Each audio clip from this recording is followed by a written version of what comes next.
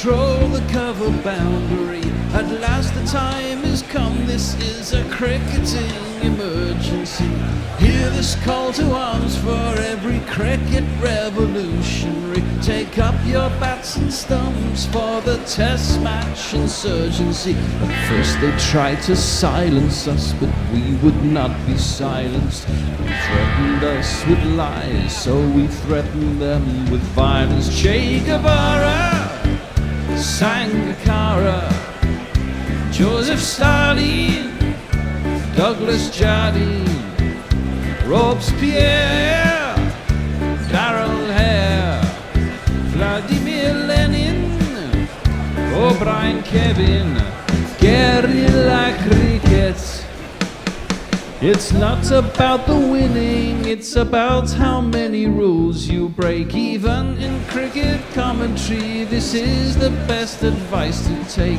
Pick guerrilla cricket, it's the finest choice you'll ever make. There's so much more to cricket than rev counters and a slice of cake. At first they tried to sanitize us and clean up our act, but people like it filthy, and we know that for a fact. Fidel Castro, Lenny Pasco, Carlos the Jackal, Umar Akmal, Mahatma Gandhi, Grant and Andy, Brendan Behan, Austin Ian, guerrilla cricket.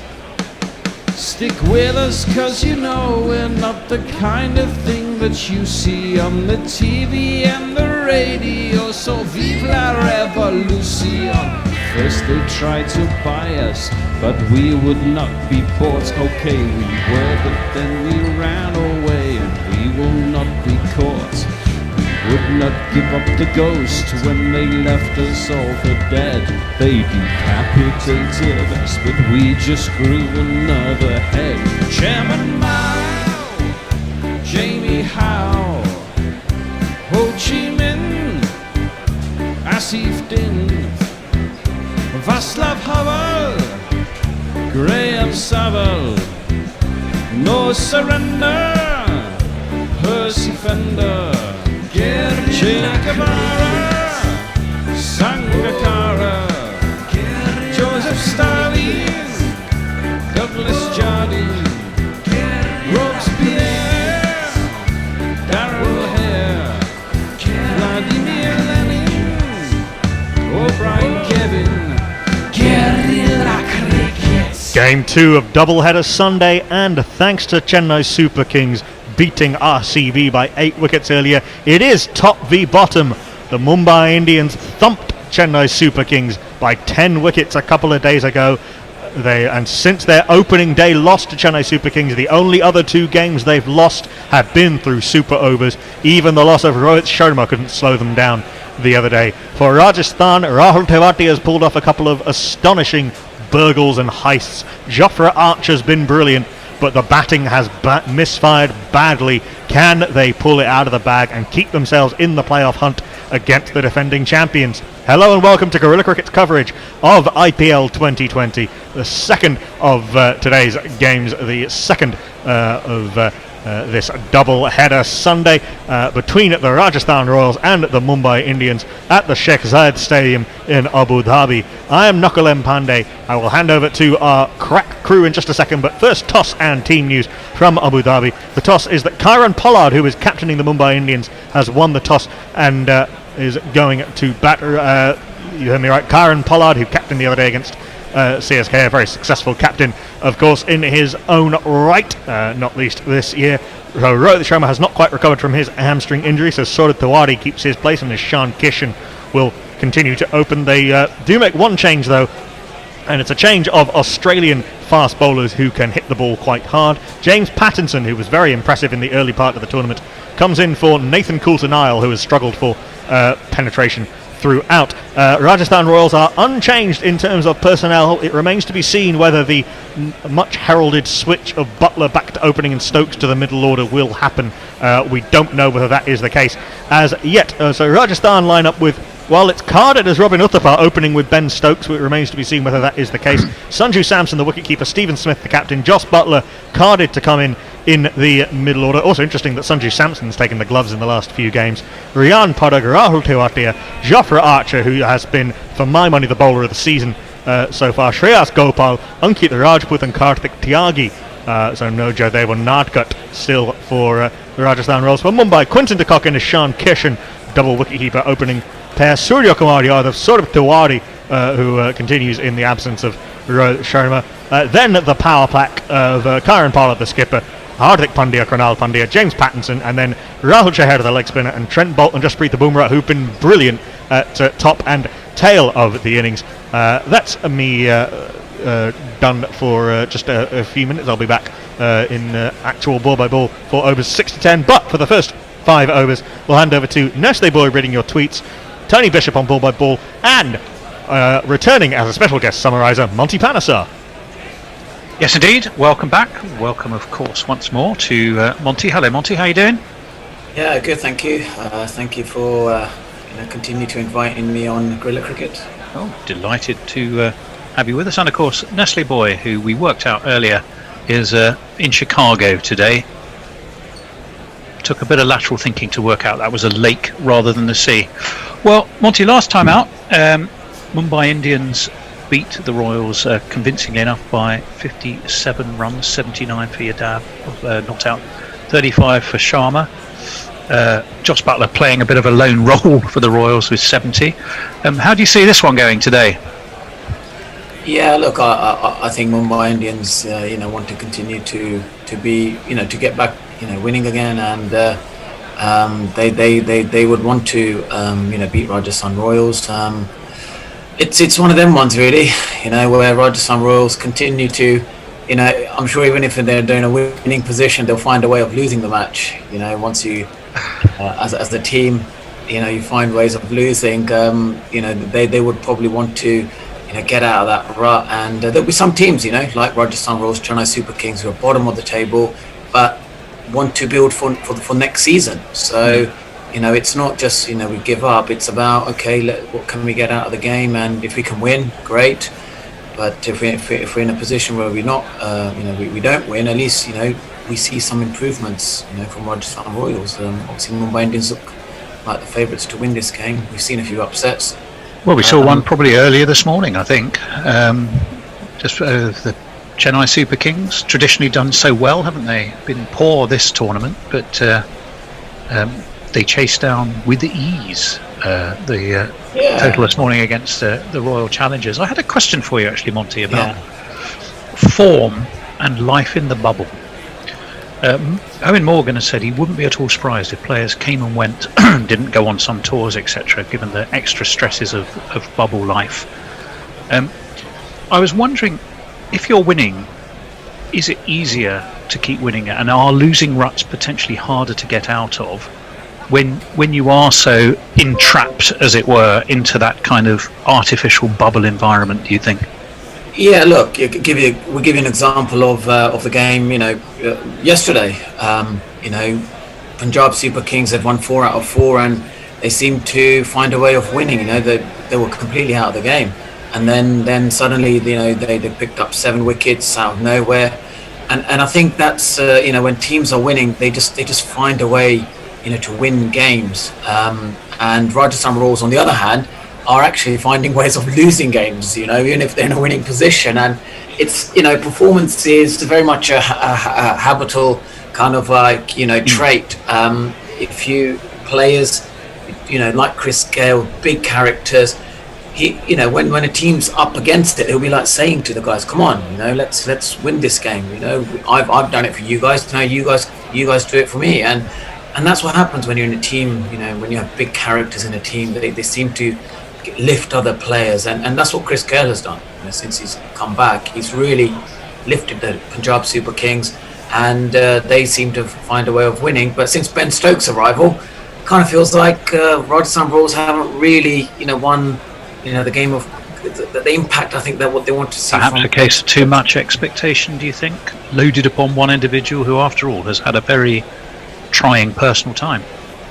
Yeah, and I think, look, I think he's better batting at 5 or 6, coming at the back end where there's not much pressure on him and can just swing and hit a few boundaries. I think top of the order is going to be, it's just putting more pressure on him, And you look at Dinesh Karthik at Kolkata Knight Riders, how he's just so much free now since Owen Morgan's taken the reins, and he bats up 5, 6, that sort of position. And I think Ben Stokes is that sort of similar player to him when it comes to the slightly softer ball. They both, hit boundaries well. They play a bit more freely. I think 5 or 6 will be a better position for Ben Stokes.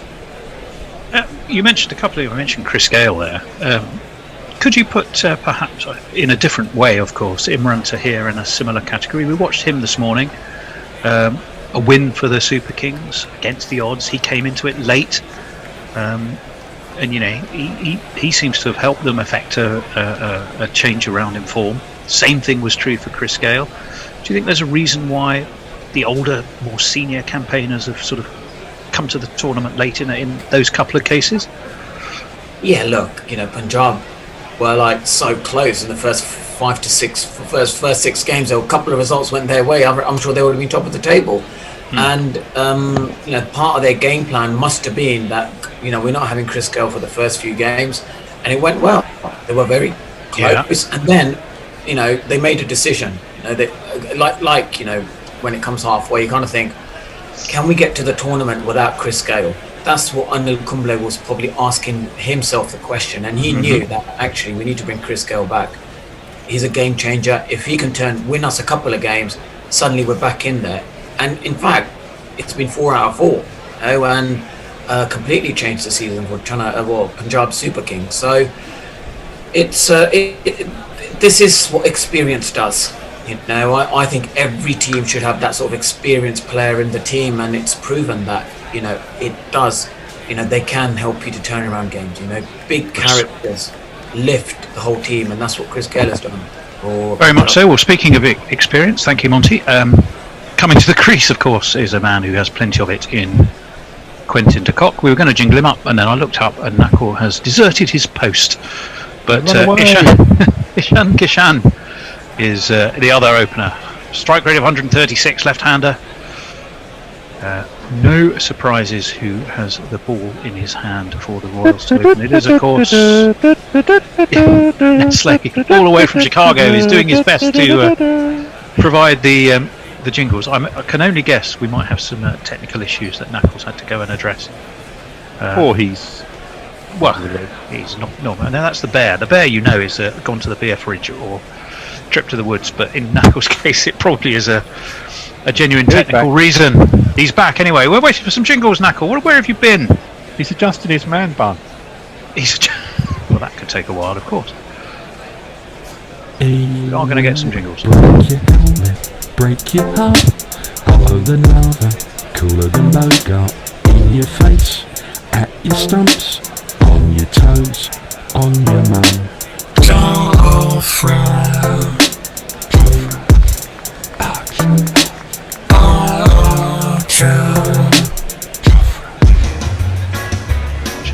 Bowling, I think, from the north end, and this one takes an edge straight away and is away past slip down to third man.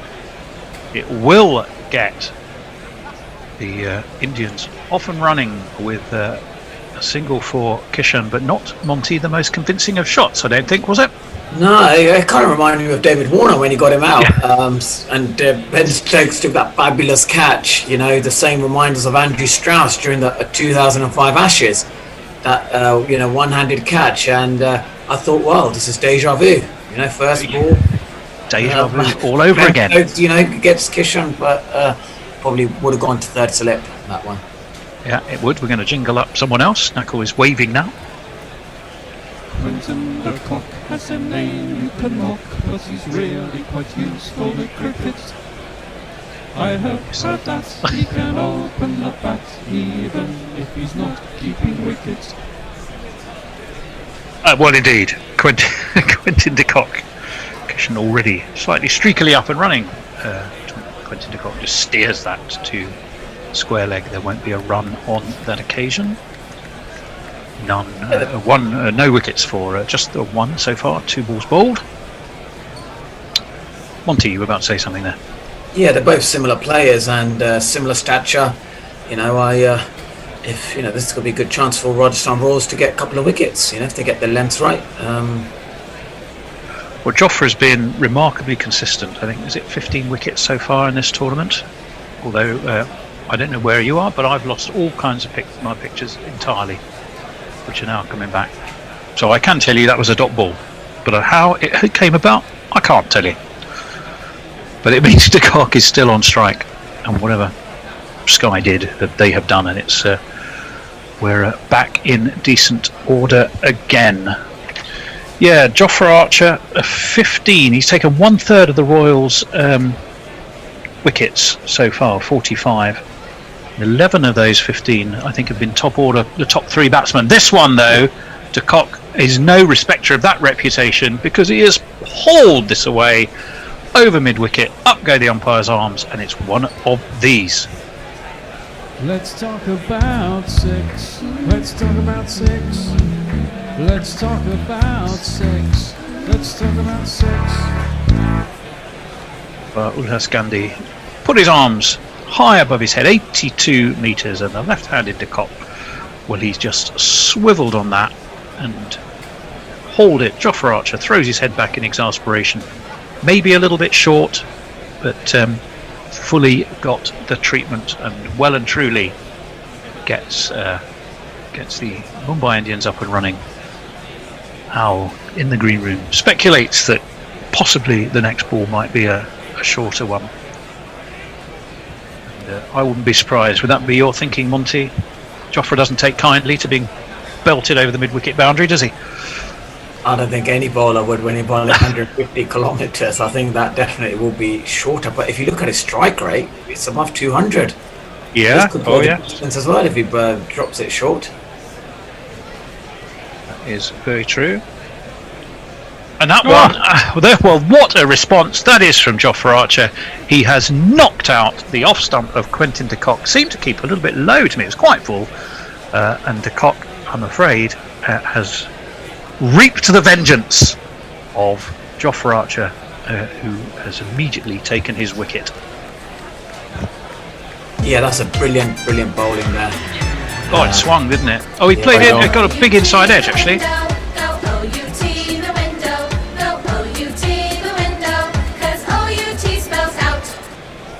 Yeah, I hadn't appreciated the first time that A, just quite how much the ball moved, and B, not a lot of footwork from Quinton de Kock. I think perhaps looking to run it away somewhere into the offside, got a big inside edge, and that was enough to do for him. Yeah, that decent was delivery, Monty. Yeah, every fast bowler will be loving that. You know, I think he's second guessed him there. He's probably expecting a short one, and he kind of bowled a real good ball, just going across him, and you can see the gap between the foot and the bat. He kind of planted his front foot down the crease, and putting yourself in danger there. Especially early on when the ball just swings a little bit. Plant your foot down there, have a massive sort of gap, inside edge. Great response by Jofra Archer. Wasn't it just? Will it bring Siddhakumar to the crease? 5 balls into Jofra's first over. Already he has a wicket. That'll be number 16 for the tournament, and another top 3 scalp for him. Let's jingle the new batsman. Surya Kumar. Now I know the others might have let you down. It's not too late to play Surya now. Comes Jofra from that north end, down the leg side. A swing and a miss by Siddhakumar. Signalled as a wide. So we get a bonus ball. Which I shouldn't celebrate, but nonetheless, it's the way Jofra's bowling. It's probably no bad thing. Yeah. Look, we've got 2 young Indian batsmen at the crease, and I remember when, Sunrisers, their 2 batters, Manish Pandey, scoring a brilliant, 75, where he hit 8 sixes in that match, and this could be the same thing here, You're nice to see. Young Indian worked away down to backward square leg by Siddhakumar. We'll get him off and running to the tune of 2. So an eventful over. A 6, a 2, a 1, a wide, but crucially, the leg pole, as it turned out, of an inside edge of Quentin de Kock has already got the first wicket for the Royals. Nestlers, what have you got? I have Ravi Nair says, phew, you're back. Anyone besides Grubby given any thought to the IPL Test 11 versus the non-IPL Test 11? Well, I've left it to the listeners. I think we're a bit busy, Rav. Jay Grover, proper beard action today. Top lads. Let Monty do some ball by ball now, you elitist bastards. Ron says, Dakar by bus at peak hour is an adventure at home. In the case of RCB, if you're going to have a shocker, better do it now than in the finals. CSK look relaxed.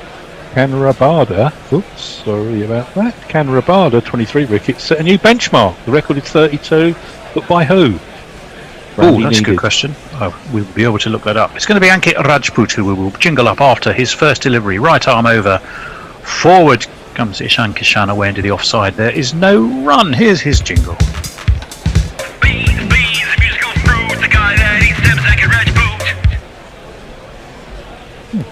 Yeah, we're just watching a replay of that, and there was a distinct absence of footwork, Monty, wasn't there?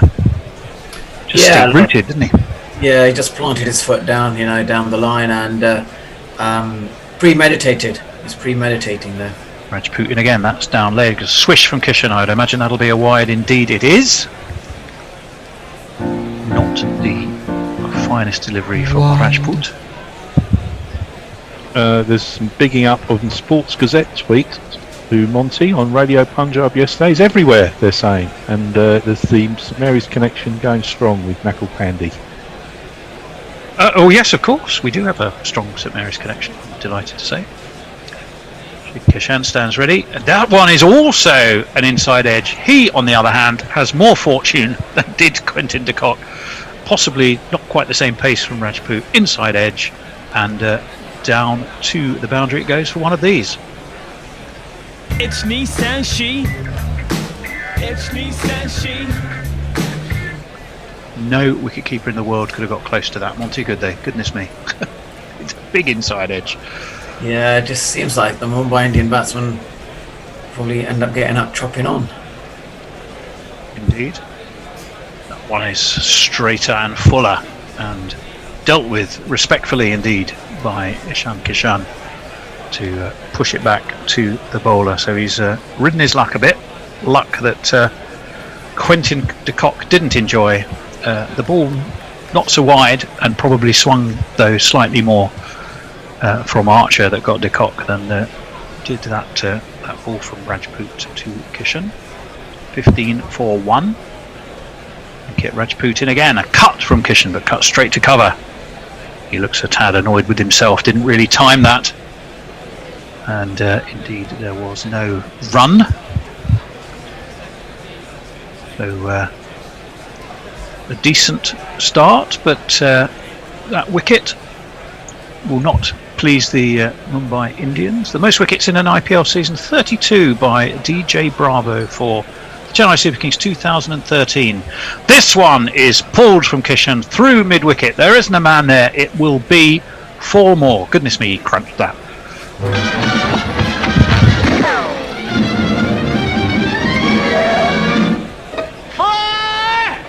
It gives the virtual dancing girls a chance to strut their virtual stuff. End of the over. Nestlers. Muttley's with us, of course. He says, woof, managed to tune in, been busy, love and sausages. Leia says, Yogi Berra quotes during a cricket match. Really, Tony Bishop? You could have gone with a sky-clad one, like Deja Vu ain't what it used to be. Deja Vu ain't what it used to be. Oh, was that me Deja Vu all over again? I hadn't, I'll be honest, I hadn't appreciated that was Yogi Berra, but fair enough. Yogi Berra. This one was clipped away onto a leg by Kishan. Net him a single. Was there one ball left of that over? Or are we just seeing some highlights? 20 for 1 anyway. Yeah, now I'm really confused. Yeah, that's the end of the over there. So I got overexcited today. I thought sometimes they do that. They give you strange captioning after 5 balls, and you think, oh well, that's it, it's all done. Cue in the tweeter, and the next thing you know, you've got another ball. A ball that you you in missed. early. Yeah, peaked too soon with you there, Nessers. Yogi Berra was a baseball player, not Yogi Bear. I didn't say Yogi Bear. I didn't know He he said- quote- Famously, it's a picnic basket. Amongst other great quotes. Totally different character, I can assure you. What did It's going to be Yogi Jofra Berra Archer say? to continue anyway. He's going to be bowling from that north end to Kishan, who is onto his back foot, drops that down into the onside. Good, fierce, fast, effective start from Jofra. Ulhas Gande, I think had a decentish first-class career, 46-year-old from Nagpur. Right-hand bat, right arm off break bowler. The other umpire at the other end, Virendra Sharma, who we've seen plenty of this IPL. Not so much, I think, of Mr. Gande. Archer in and worked away to a leg by Kishan, who seems to have done himself something of a mischief here. And we might have to have another look at that. Whether he played the ball onto his own foot, I don't know. Or did he definitely is in a fair degree of discomfort. Let's have a look. Oddly, what did he do? He set off to run. He seemed to trip up in the footmarks, Monty. What did you make of that? Well, it's either his hamstring or his knee, isn't it? Yeah, it's hitting right on the flesh there, missing the padding where the knee sort of, at the side of the knee. That is going to be painful. I've been hit a couple of times, especially that second knee walk coming in at 11, and when it hits you flesh on the bone, honestly, it's like having no padding. He looks in dire straits at the moment. So Monty, yes, you batted the majority of your Test career, shall we say kindly, in the lower order. Were you of the Brian Close school? If it hits you, don't let them see it hurt. Or were you occasionally not able to achieve that? Yeah, well, them kind of cricketers don't exist anymore, mate. You don't need to be a macho man. You got to admit, when it hits you, just call on the physio. Yeah, no, I think them days are truly gone, of not wearing helmets and holding the pain in. People just want to protect their careers and make sure they don't get injured. So it's a sensible thing to do. If you're in pain, just physio's there. Just get the help, and hopefully it's nothing too serious for the young. Well, let's hope it's nothing too serious for Ishan Kishan here. Who, you said you thought he'd warm one there. I didn't see that. I saw him play it away off the bat, and then seemed to sort of injure himself. He set off for a run, and then seemed to sort of get a bit hooked up. I don't know if we get the chance to see it again. Yeah, I thought he hit it. You thought? Yeah, I thought he hit it. We are going to see it again, so we'll have a look for you now. Does he wear it or hit it? No, interestingly enough, he took it. He hit him. But it did hit him on the leg, on the knee, which is precisely what Monty said, and hit him on the kneecap through the pad, and he clearly is in a huge amount of discomfort. We need an appointment at Specsavers, Tony. Well, I definitely think so. If you haven't been hit by a be so careful. Have you been to a paintballing when they hit you? Yes. That's the feeling of it. If anybody's had an experience of being hit by a paintball, that's how it hurts when you get hit by a cricket ball. Well, I've been hit by plenty of cricket balls as well. Archer in again, right arm over, swing by Shankar. This one he doesn't get hold of, perhaps trying to put a marker down. Last time he was beaten by Jofra, he tried to launch him, same again this time, but just a bit too quick, a bit too wide of his off stump, and he was trying to pull it over leg, but laid nothing on it. 1 for 10 for Jofra.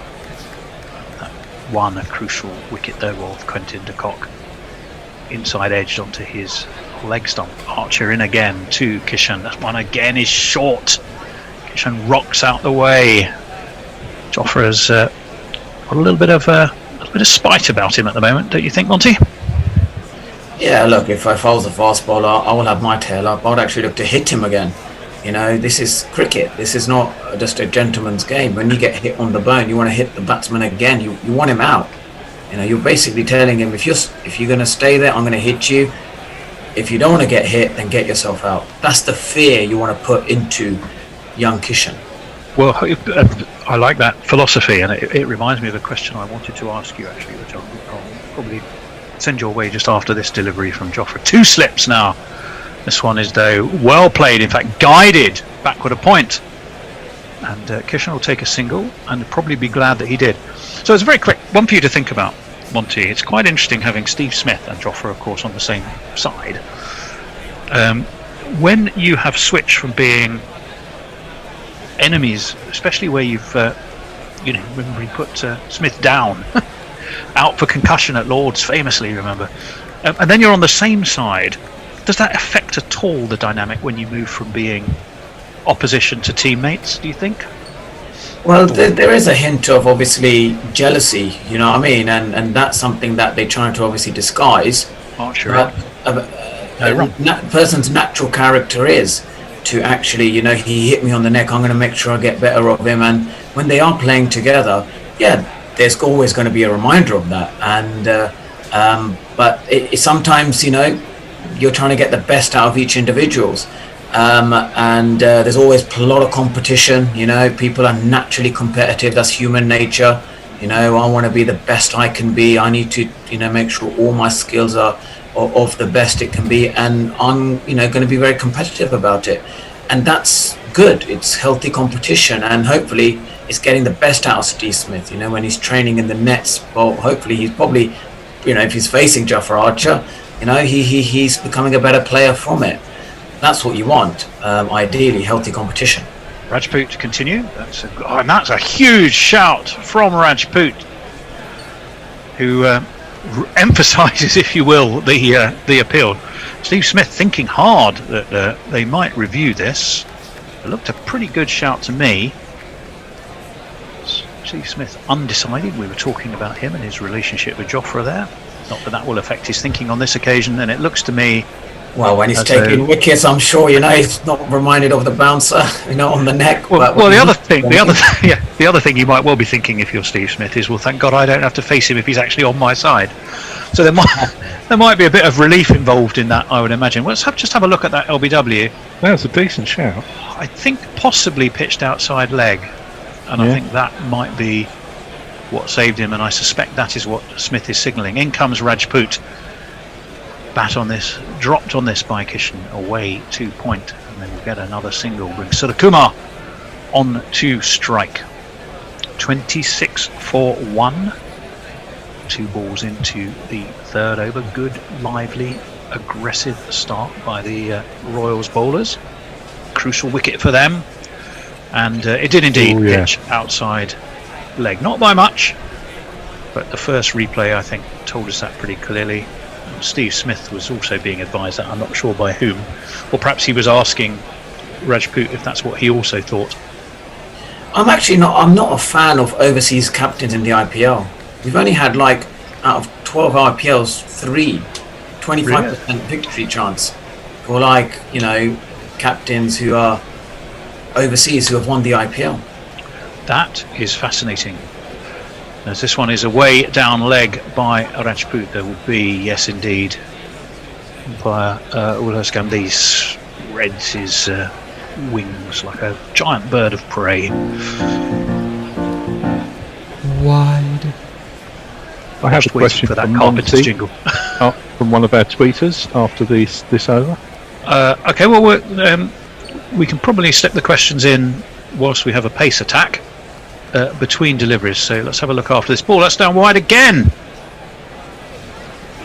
and they nearly got themselves in a bit of a pickle. Ben Stokes had picked the ball up, threw the ball to the bowler's end, and they decided against a run, but I think Kishan had set off and was sent back by Surakumar. So 28 for 1. What was the question? Question for Mighty Monty. Why? How would you have faced up to Jofra? Shutty eye, hitty hard, or rock solid defence? Each ball on its merits? Look, when you're facing fast bowling, you have this question You either say I can do this or I can't, and if you can't do it, any opportunity to get up. Worked backward of square, will take a single for Surakumar, bring Kishan back on to strike. Sorry, Monty, I had to talk across you for that delivery. Just the thing is, right? The thing is, I'll give you an example. If you haven't faced fast bowling, it's like someone else, drinking that cup of tea, and you're asking them, can you tell me what it tastes like? You've got to taste the practical. You've got to taste it yourself, and feel the experience to really know what fast bowling is like and how skillful these batsmen are. That one is beautiful. That's full. What a lovely shot there, wasn't it? But that is showing mental toughness. Look how mentally tough he is, and that's the sort of cricketers. When Sachin Tendulkar, the mentor's watching right now, he'll be thinking, he got hit on the knee, he's fought it out. Now go and get a 50 for me.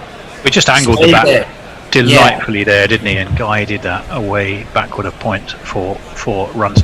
I like your analogy of a cup of tea, though. Give it to me 2 times.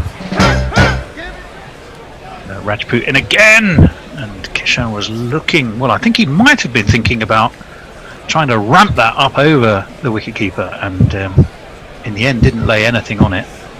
Yeah, this is a big innings for Kishan. Do you know that? This is a big innings to they had Rana, who played for Mumbai Indians. They obviously told him to go to, Kolkata Knight Riders for whatever reason. But if he wants to cement his support in this team, this is a big innings for him. He is showing the right things that Sachin Tendulkar wants to see. This one's pulled. Has he got enough on it? Well, it's he hasn't got enough to get it to the boundary. He also doesn't have enough to get it to the fielder down there at mid-wicket. So I hope he does him a single. End of the over. Yeah, that's, as cricket fans, as players, this is what we like to see. That character. Like when we with Steve Smith and Jofra Archer, he came back out to bat again, and the crowd cheered for this young Steve Smith, and he kind of won the hearts. When everyone used to boo him. And here, Kishan again, hit on the knee. Mahela Jayawardena, they know what it's like. They say, look, if you get hit, stay out there. Sachin, him, they'll be looking at this. They'll be thinking. That's true of sport, isn't it? I mean, people love a fighter. This is why your Cardiff innings is so celebrated, because it was just guts. This is. I didn't get hit on the knee. Well, you didn't get hit on the knee, but it was a different kind of resolution and a different kind of resolution. It's why Jack Leach's innings was so celebrated recently. Again, it's that gutsiness. Change of bowling anyway. Tyagi, who's also right arm over. Kishan's got hold of that. He's pulled it away down to mid-wicket. Just there's a man down on the fence there, though, and you just get the feeling that Rajasthan Royals are desperate to get a couple of more wickets. With that aggression from Ben Stokes, that intent. And they really want a couple of more wickets. They really want to win this game, and they know it's a big win for them. But it's a different body language. I haven't seen this body language from Rajasthan Royals. It's more of a desperation. Come on, guys, we want to win this match. Well, they've got a point to prove, I'm sure, particularly against a team that's riding high, as indeed the Mumbai Indians are. Tyagi again is going to be into Surakumar. Surakumar waits, drops the bat on it, steers it down to third man, takes an easy single. It's a second single off the over. 35 for 1. Knuckle, you're waving. You won't believe the things he's saying. He even wanted to meet the queen.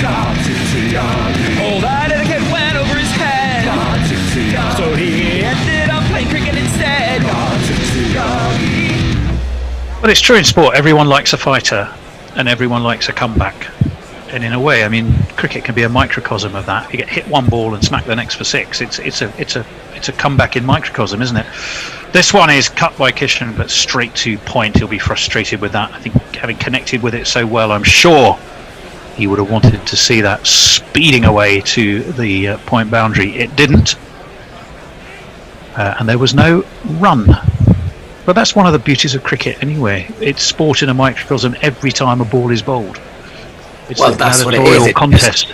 When you get hit, when it painfully something hits you, it's a test of your character, your mental toughness. How much do you want it? And by looking at that shot, you can see Kishan, like, he wants the battle. He wants. He did. Point. Very frustrated he was that he connected with it so well and wasn't able to beat the field. This one though, he plays very tidily indeed. Backward a square leg this time. I like the way he's working the ball around the wicket. Combination of style and power is enjoyable to watch. Is Ishan Kishan, and certainly has been in previous games in this tournament. It will bring Surikumar back onto strike. Just the 3 singles off this Tyagi over so far though. 37 for 1. 2 balls left of this over. 2 balls left of my little spell here, I think. And me. And indeed Nestle from Chicago. And Monty. Well, we're all No, going to be Monty. Monty's staying on. And that's an inside edge by Surikumar. That'll frustrate Tyagi. Surikumar will take it. It's 4 down to long leg that he didn't know a whole lot about, I've got to be honest. 1, 2, 3, 4. Yeah, this innings, Mumbai Indians just got that feel, hasn't it? They're going to get out of this rut and then get to like a competitive score. You know, this is the moment that Rajasthan Royal need to capture. They cannot lose this moment. You know, you have these little 1 or 2 moments, overs. This is that moment before the power play. Rajasthan Royals need another wicket. Well, the much vaunted change of wicketkeeper, I think, and it's not been straightforward by any manner of means. This one is wristily and effectively flicked away quite dismissively by Surikumar. Backward a square leg, and it's 4 more. What is that length? What is he doing? The way you get shot for crossing a boundary, What is that length? It was where is Jafra Archer, the senior bowler, should be right next to the youngster, telling him, bowl back of a length, do not bowl it full, we're in the power play, we want another wicket, you're not going to get a wicket bowling half volleys on the leg stump. This is exactly what I'll be seeing as a young fast bowler, thinking, has he got the character to get me a wicket, a young Indian bowler? And I'll say no, he hasn't. He's bowling the wrong length, and these are the crucial moments that they're losing right now. Well, let's see if Ankit Rajput has a little bit more of that character. He bowls on a length and is clipped by Ishan Kishan to leg. They come through for a single, brings Surya Kumar Yadav onto strike. He, with those pair of boundaries, is onto 12 off 6. It wasn't a great ball from Karthik Tyagi and ruined what had been a good over up until then for the young man who was so impressive at the Under-19 World Cup. You're listening to Guerrilla Cricket's coverage of IPL 2020. Mumbai Indians, having won the toss and elected to bat, are 46 for 1 after 5.1 overs. The man to fall, Quinton de Kock, who inside edged onto leg stump off the mighty Jafra Archer. Rajput Surya Kumar Yadav tries to ramp and lift over backward square leg. I'm not sure he meant to hit it quite that square, but nevertheless, it's gone for 6.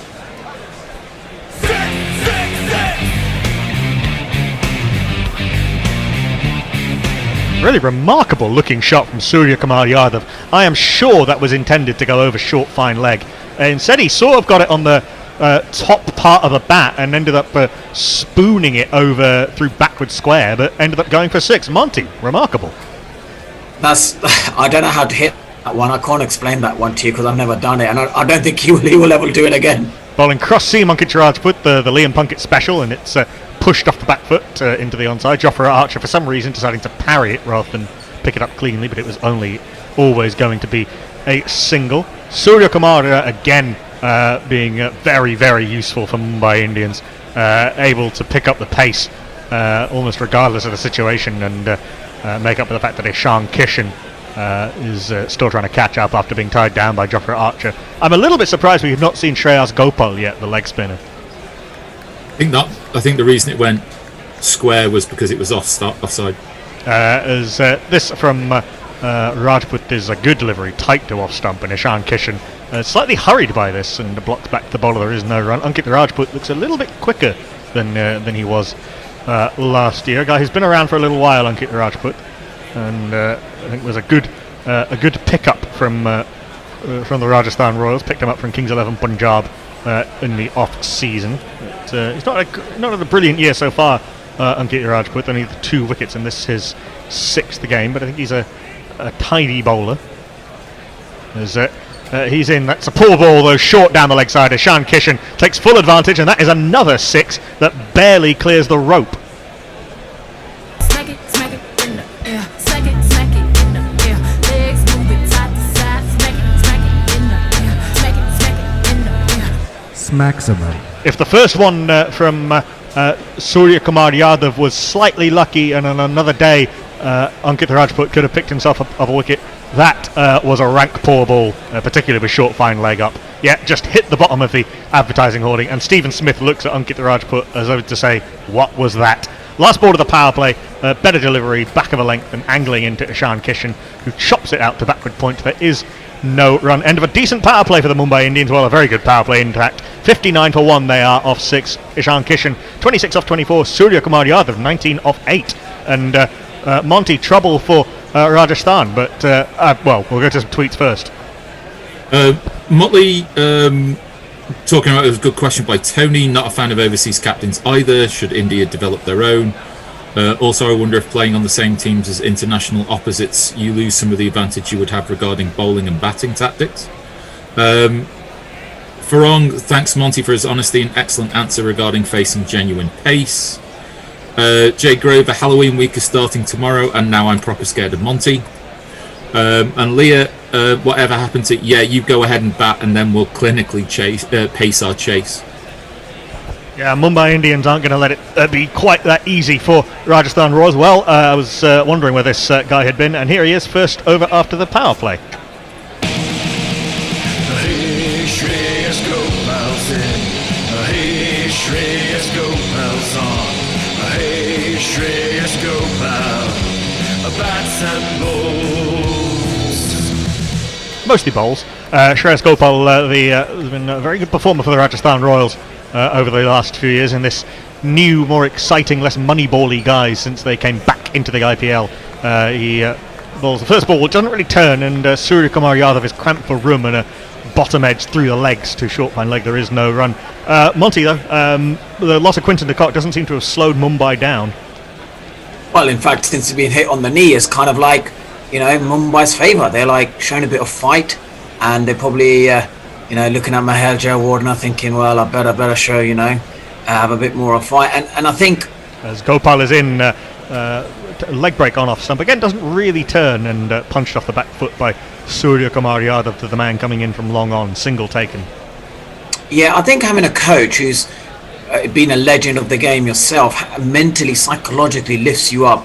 You look at the young Bishun, Anil Kumble's been, developing nicely. Ricky Ponting's been developing, Shreyas Iyer. And here, we have Mahela Jayawardene, young Kishan, hit on their knee, looking at a legend, thinking, I better stay out there. And that's the impact of having this legend coach in your team. Yeah, it doesn't always work. I mean, Daniel Vettori's got a hell of a playing record, but the various teams he's coached have done very little. Gopal's going to come through and round to the left-handed Ishan Kishan, who punches off the back foot to Steve Smith. There is no run, but yeah, Mahela Jayawardene has done a very good job with this Mumbai Indians team. He's got some very, very experienced players in the leadership group. You think of Rohit Sharma, Kyron Pollard, who's captaining today and captained the other day in the absence of Rohit Sharma. Malinga when he's available. Back over the wicket comes Gopal. Flings this wider of Ishan Kishan's off stump. Kishan wanted to come down the ground but wasn't allowed to. Gopal may have seen him coming, and again flat bats it straight to Stephen Smith at cover. There is no run. You talk about Delhi.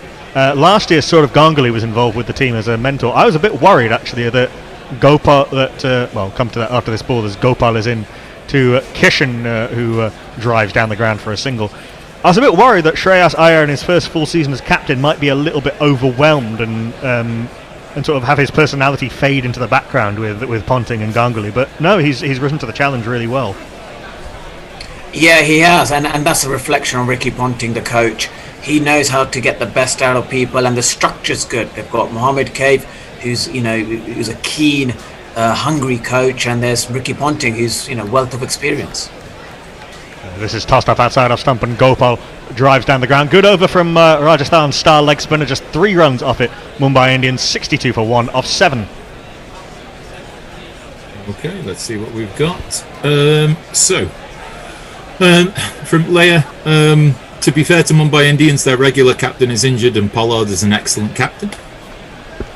Yeah, he is. It's not bad as far as standings go. He has won, I think it's 15 T20 games in a row that he has captained. I covered the CPL this year as a match report writer, and his leadership of the Trinbagor Knight Riders as they completed the first perfect season in IPL franchise history was mighty impressive. Yeah, they literally don't come more experienced than Kieran Pollard. But yeah, not a bad man to stand in. Is there any word on when Rohit will be back? Expectation is he'll be fit for the next game. But I think you're not going to take too many chances at this stage. It's not as though Mumbai particularly need to take any risks at this stage. It's going to be dual leg spin as this man comes into the attack, who's become famous this year for winning games single-handedly with the bat.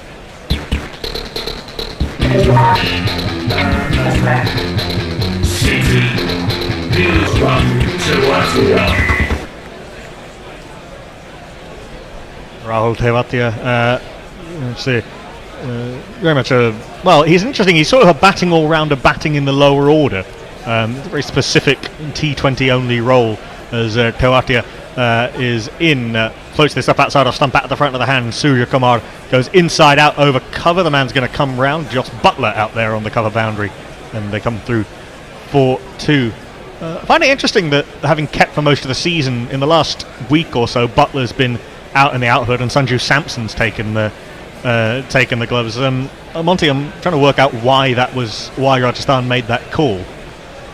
I think they feel that Josh Butler being on the outfield will be, more valuable to the team than actually behind the stumps. As Tewatia is in full, slightly too full, if anything, and driven by Tewatia. Jofra Archer's out there at long off, so it's two English boundary riders out there. I'm sure Ben Stokes is somewhere in the long on deep mid-wicket region. Again, they'll come through for 2.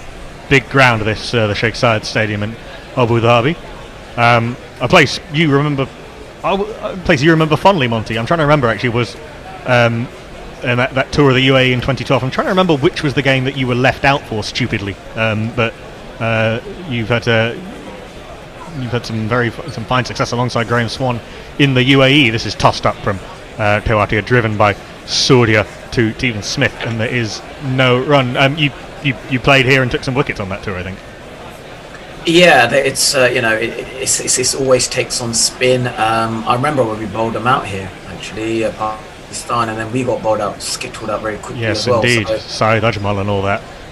Full outside off stump and driven by Surya straight to Stephen Smith, and there is no run. But one thing that you got a lot of success bowling quite quick on this pitch.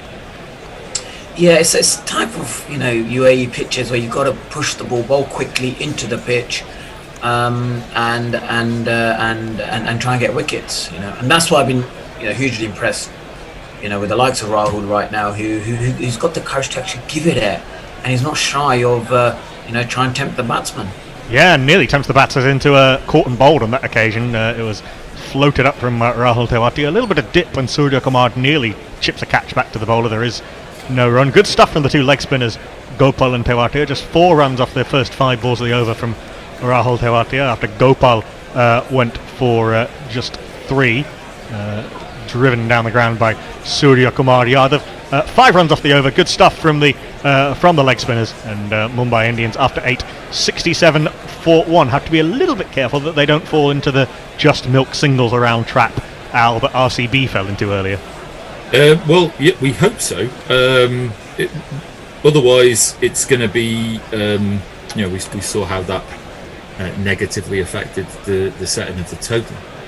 But I think possibly a first, just an over of seeing maybe a little bit of the idea of Tewatia's plans, his variations, and the like.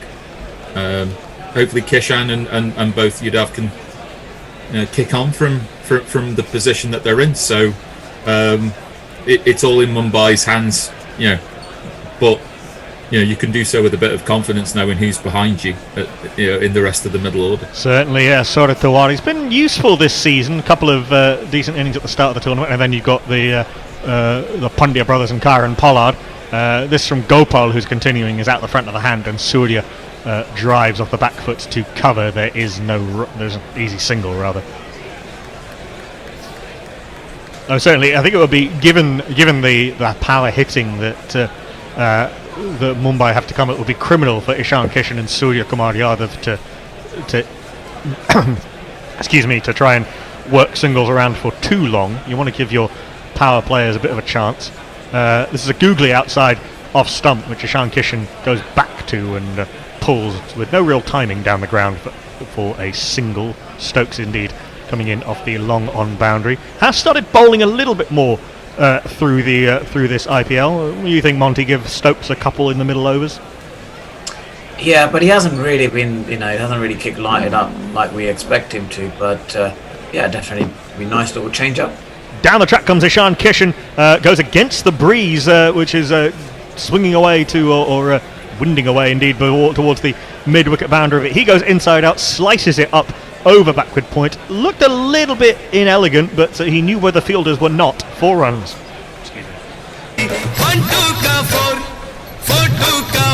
My name is Lakhan. My name is Lakhan. Definite intention to go inside out over the offside. Maybe it was aimed more over cover, but with point and short third man up in the circle, it was comfortable enough and always going to be forced. 31 of 19 now, Surya Kumar. He times that one through cover and nearly holds out. That would have been a brilliant catch from Rahul Tewatia coming in off the deep cover boundary. Runs and dives full length and just can't quite reach it on the full, and it just bounces in front of him, and he does well actually to make sure that doesn't squirm under him for 4. He saved 3 runs there. Brilliant effort. Yeah, that was a brilliant effort, and there was a close by catch, nearly in. Oh, I would have been one of the catch of the tournament. That, great effort there, helping his fellow spinner Gopal. Yeah, it did just carry to Tewatia, but very, very difficult chance, and he got closer than he had any right to, really. Googly to the left-hander as they took the single, and said left-hander Ishan Kishan takes a single himself. Yeah, very, very unlucky, Shreyas Gopal, to not pick up a wicket through Rahul Tewatia, doing fine work. Saw some very good catching earlier from Faf du Plessis for the Chennai Super Kings, not least the one that it won't actually go down as his catch, the one that he caught falling backwards and then handed off to Ruturaj Gaikwad. Down the track comes Surya Kumar Yadav. No danger of that being almost caught. Hard and straight back over the bowler's head. 4 runs. 1, 2, 3,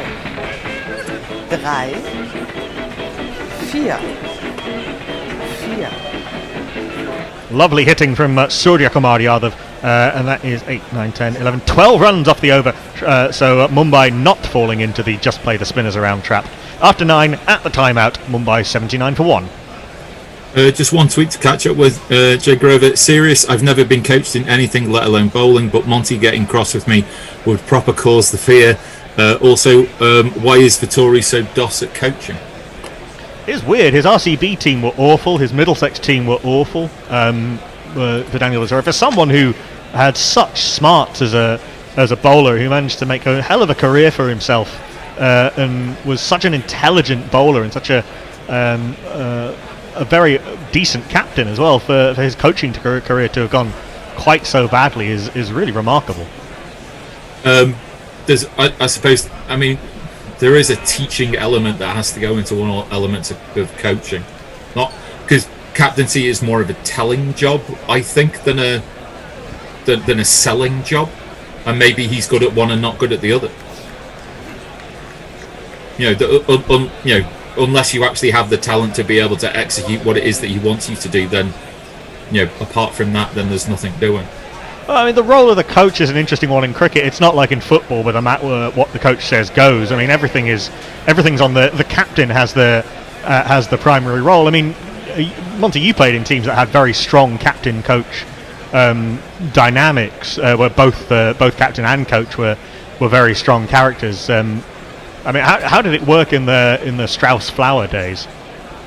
Yeah, look, Strauss was very much more, structure, want things, but he had a logical kind of thinking to it, and then Andy Flower would build on his thinking, you know. So that's how they work together really well. And we're talking about good captaincies, good coaches. You look at Ricky Ponting, strong character. He would have his thoughts. He probably very much will be, you know, this is how I want the team to go in this direction. And he's got a young captain who doesn't question his authority. You know, would the likes of Ricky Ponting, Virat Kohli work? I don't think so. I think Virat Kohli is so much more of a dictator role. You need someone sits in the background like Gary Kirsten, who's very successful with the Indian team, or even Duncan Fletcher. These are more coaches who observe, very much hands-off type of coaches. Then you have the hands-on, you know. Ricky Ponting probably is in that mode. And that's, you've got to get that balance right. It's about matching the right character with the right person. You know, somebody like Peter Moores, who's always been regarded as a brilliant technical coach and a really good improver of players, but perhaps was almost a little bit too hands-on for a very top-level international team. But has been successful almost with every domestic structure he's taken on. This is a googly from Tewatia, who's continuing. Ishan Kishan whips it away through the leg side, well fielded by Ben Stokes coming round to his left from long on. Butler does the tidying up and they come through for two, well fielded by Ben Stokes. One would expect nothing less. It's interesting what you say about Virat Kohli needing a coach who stays in the background. Instead, he has Ravi Shastri in India. Yeah, and Ravi Shastri very much. You can see he sits in the background. He doesn't impose himself too much on him. And interesting you talk about Peter Moores. I think he probably be asking himself the question, and I asked myself the question. I think I don't understand how Peter Moores could not be a successful international coach. He's ticking every box there is, but you put him in on an international coach. Give him the international job. As Tewatia is into Ishan Kishan, who comes down the track trying to get after Tewatia. Mumbai aren't going to let the spinners settle, but it was well bowled by Tewatia. Might have been a googly, just managed to get it to drop at Ishan Kishan's feet, and his attempted slog over the leg side skews off the outside part of the bat, and he's lucky that went nowhere near a fielder. Well bowled by Rahul Tewatia. Yeah, that was a lovely piece of bowling. And yeah, going back to Peter Moores, I really can't work out. He's so successful. He won the T20 Blast this year. Why isn't he a successful international coach? I just don't know. Tewatia in to Surya Kumar Yadav, who tries to sweep from the stumps and just about gets bat on it. That would have been a huge LBW shout if Surya had missed it. But he managed to get a little bit of bat on it and take a single to a sprawling Ankit Rajput short fine leg. This has been a really good mini spell from Rahul Tewatia. 9 runs conceded off 9 balls. Ishan Kishan 32 off 31, starting to get to the stage where he's got to start picking up the pace, or he's wasting resources, and I think he knows that, and so too does Tewatia. Googly, which Kishan goes back to and gets a single, somehow misfielded by Stephen Smith. That's a rarity. It's a misfield, mate. Go on, Nicol, just say it. It was a misfield. I was getting to it. It was a poor misfield by Stephen Smith as well. He got his hands down to it and then. That's how Monty Patterson used to field. If you've never seen me. Yeah, it's unusual for Stephen Smith to let his standards drop quite so far. Fantastic fielder, Nicol, you're not responding, are you? You're focused. You're just not responding. Ishan Kishan gets a single he wasn't expecting. Short delivery just holds up in the wicket a little bit, and Surya mistimes his attempted pull out through the onside and just takes a single. This has been a good over from Rahul Tewatia. Just the 6 runs off the first 5 balls of the over, and he's caused Ishan and Surya to mistime a couple. As we get towards the end of the first half of the innings, where Monty will take a little break, and we'll welcome back Nestle Boy, and Al will move to ball by ball as Tewatia is in a full toss, which Ishan Kishan manages to stay alert to and just whip past the man at short fine leg. A really good shot, clever shot from Ishan Kishan. I'm sure he was expected to come down the track, but he adjusted well, flicked for 4, and Rahul Tewatia's figures take a slight dent.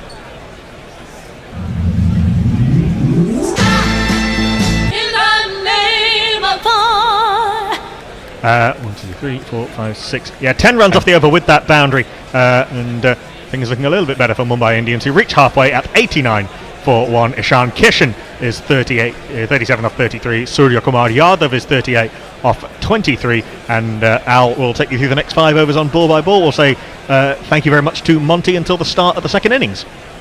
Okay, thank you, Knuckle.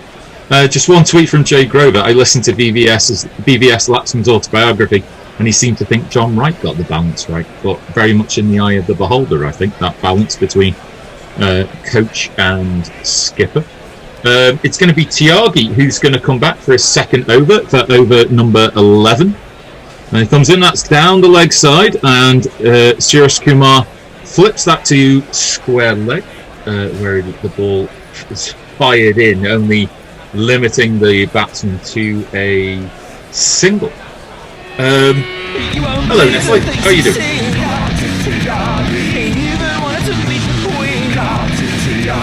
All that etiquette went over his head, so he ended up playing cricket instead.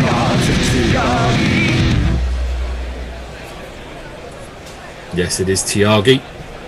11 off his first over. See what it does in the second one. In with the second ball of the over. Wide full ball. Very much the ball du jour inside the IPL this season. Mistimed drive does not make it off the pitch, and there'll be no run. Oh, I'm joined by a special guest from next door. How is next door's pussy? She's lovely. Kishan 37 off 34, Surya Kumar 39 off 24. 45 runs off the last 5 overs. So carrying on the rate of speed at the power play, and that's a swing and a miss to a back of a length delivery just outside Kishan's off stump, and that will dribble through to point, and there'll be no run. He tried to hit that out of the screws, and just inside edge onto the pad, and that's why it dribbled out towards a square leg, and there'll be no run. Yeah, this has become quite a slow innings from Ishan Kishan, but there's no lack of intent there, which is more than you can say for De Villiers and Kohli for most of the innings. Yeah, it's just not quite there. No real signs of panic, though, on the Mumbai Indians sidelines. You a golfer, Al? I am. Ah, out the screws. Tyagi in for the fourth ball. Now it's wide outside the off stump, and it's off the way. What a catch! Jofra Archer, take a bow down there at deep third man. Kishan must have thought that was over him, but he's jumped and twisted and turned through 180 degrees and come down with the ball in one big giant Jofra Archer hand. And Kishan's innings, with all of its intent and all of its purpose, comes to an end. And Rajasthan have their second wicket. Oh.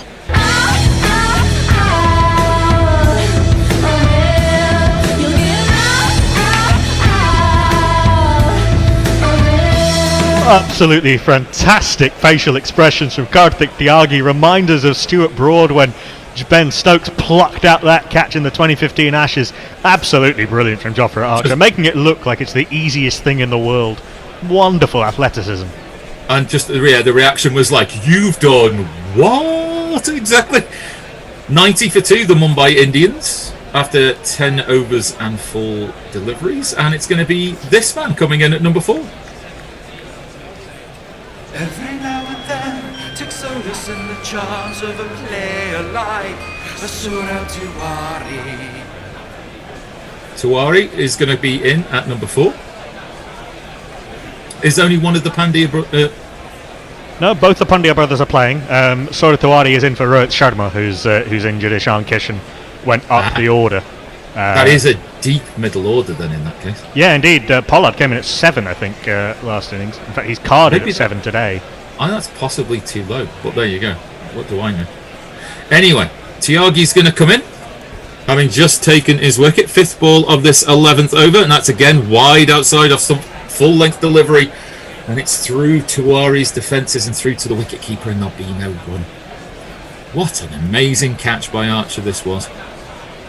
Jumped, right hand up in the air, with half a twist. Degree of difficulty 3.5, 9.5 from the Russian judge, and a huge cackle of laughter from Ben Stokes. Well, if you're going to go, you might as well go like that, I guess. What a catch. What a catch. Last ball of this 11th over, and that is short. And Tawari's pulled that away, but he'll only pull it as far as deep square leg. There'll be a single, 91 for 2 at the end of the 11th over. And Nestle, what is the world of social media saying after that tremendous catch? Well, Jay Grover, serious question. Is Archer still wearing his pink watch? Because it's Boss. Didn't see. We'll check that out for you.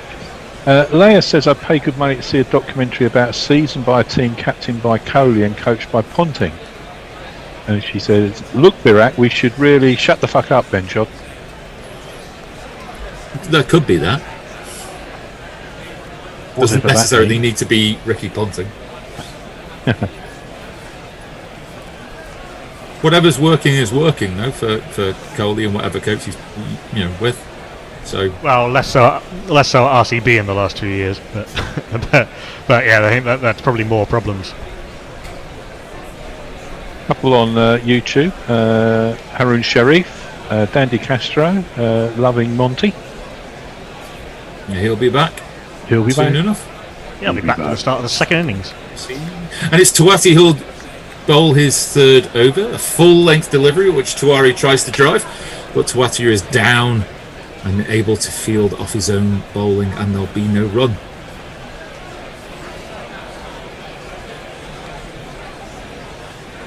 Tawati reaches the end of his mark and will be in again in no time at all. Here he comes. On leg stump of Tawari. I think the googly there. And just pushed to mid-wicket, and there'll be no run. Yeah, it's been a really tidy bit of work from Rahul Tewatia with the ball today. None for 15 off 2.2 overs. Indeed. And that's again just going across Tawari, and he just pushes that backward of square. And they'll run through for a sharp single. He's a big old unit, isn't he? Yeah. Who's sort of Tawari? Yeah, he's pretty solidly built. Yeah, we haven't seen him in the IPL for a few years, and he's come back big. Literally and figuratively. Surya Kumar surveys the field as Tewatia figures out how to be able to restrain or bowl this next delivery, and that's a slower delivery which Surya Kumar has to wait for. He cuts it straight to point, but it's inextricably misfielded, and they're able to take a single. Got to be pretty frustrated. There's been a couple of misfields inside the circle in this inning so far. Yeah, Stephen Smith with a bad one earlier, and I'm not sure who that was at backward point on that occasion, but slid through. Just 2 off the over so far, and that's on leg stump. And Tawati with a half-strangled LBW appeal, but it hits Tawari on the pad, even though it pitched well outside leg stump. And the wicketkeeper will come round quickly, mop up the fielding, and there'll be no run. And we're at the last ball of this 12th over. Mumbai Indians 93 for 2, just having the brakes applied in the last 2 overs or so with the wicket. No restriction of runs. Tawari not able to get going so far, and that's wide of his off stump, and he cuts the ball, but there's a deep point there that will restrict them to a single. 0 for 18 for Tewatia off 3 overs, and that's the end of our over. Nestle. Jay Grover wonders, do you reckon the IPL would be doing anything for Halloween? I'd imagine probably not. I would be surprised, to be honest. Is Halloween still a thing? Is it going to happen? Should it happen? Who cares? Well, this morning my wife was taking the top off and beginning to carve a white pumpkin. A white pumpkin? Yeah, a ghost pumpkin. Oh, how spooky. Yeah, I had no idea until yesterday when we went and bought one. How excellently spooky. So we're going to have a change of bowling. Kartik Thiagi out of the attack after taking the wicket, and with the new man to the crease, leg spin is coming back into the attack. And that's a googly outside Tawari's off stump, which he cuts to deep point, and there'll be a single. And let's hear his jingle. Hey Shreyas, go bounce in. Hey Shreyas, go bounce on. Hey Shreyas Gopal, bats and balls.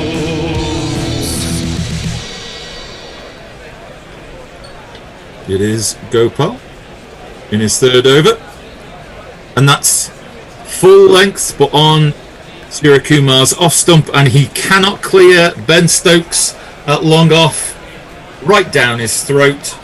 Unfortunately, the boundary is just slightly too long, and Surya Kumar has to depart. 40 off 26 deliveries. Mumbai 95 for 3.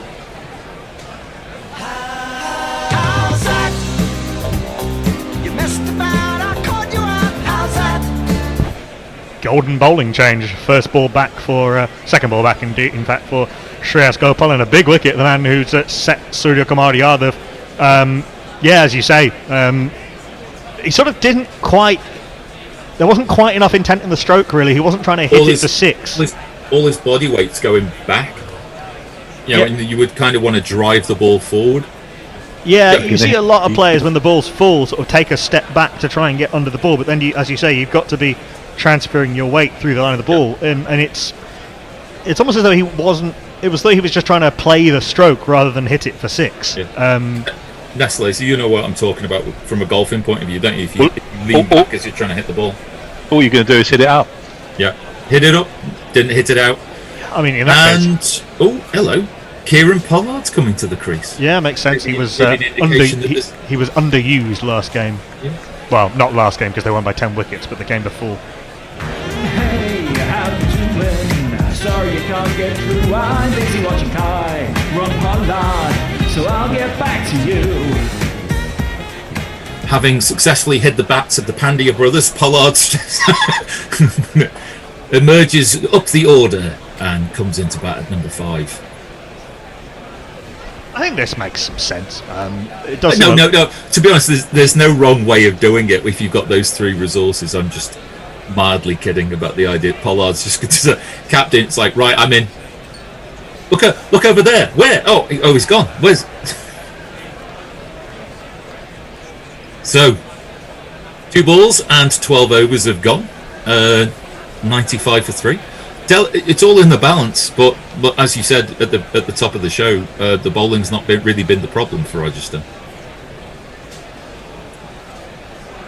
So Pollard will face first delivery, and that is a ball just on Pollard's off stump, but seemed to keep quite low, and Pollard just does nothing more than let the ball hit the bat, and it just dribbles back to the bowler, and there'll be no run. Yeah, yes. Gopal and Tewati have been good at points this season. Arch has been brilliant. And that's an exact carbon copy. Gopal's ball is just ever so slightly high on outside off stump, and Pollard has played exactly almost the same shot that Surya Kumar did, but just with a slight degree more power, which took Ben Stokes and the ball over the boundary for 6 runs. 2, 4, 6. Kieran Pollard did not look at all phased like Ben Stokes with a great diving, leaping attempt to try and bring the ball back one-handed, and then maybe a little bit more worryingly treads and slips on the boundary sponge on his way back down. Seems twisted his ankle. Not worse. There was a quite interesting bit there. And the next ball is soundly forwardly defended. Gopal makes like he's going to throw down the stumps at Pollard's end, and Pollard looks at him with even the maximum amount of haughty derision that you could possibly find. Last ball of the over, and he's bowled him. Googly, I think, bowled Pollard, missed the forward defensive shot, and Pollard, it is 6 dot out. And Mumbai are 101 for 4.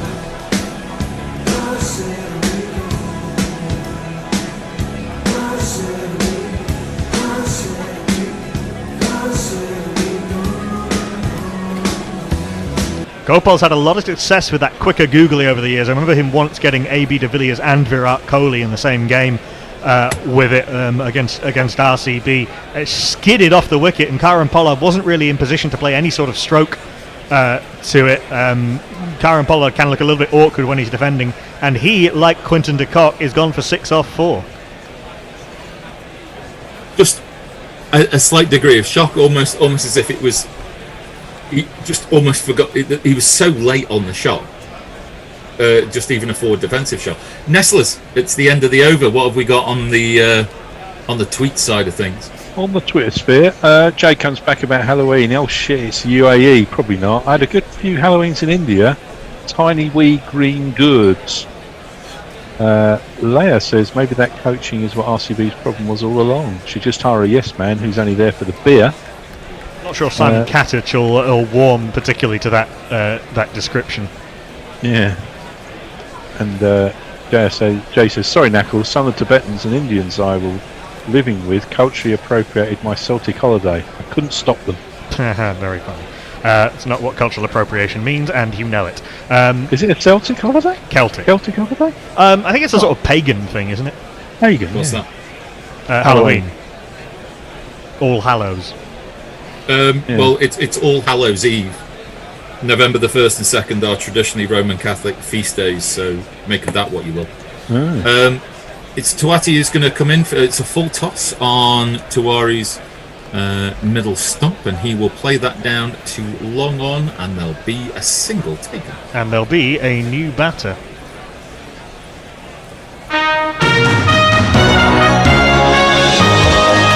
And in breaking news, Hardik Pandya.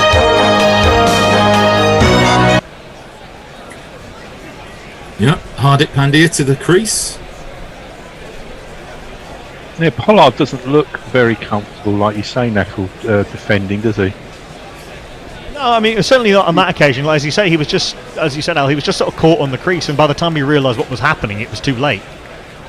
Which is the way for most people with most things. That is speared onto, good length ball onto Hardik's leg stump. He tries to play it onto the leg side, but takes an edge and goes down to a very fine third man. There's a single taken, but a moral victory at least there to Tuati.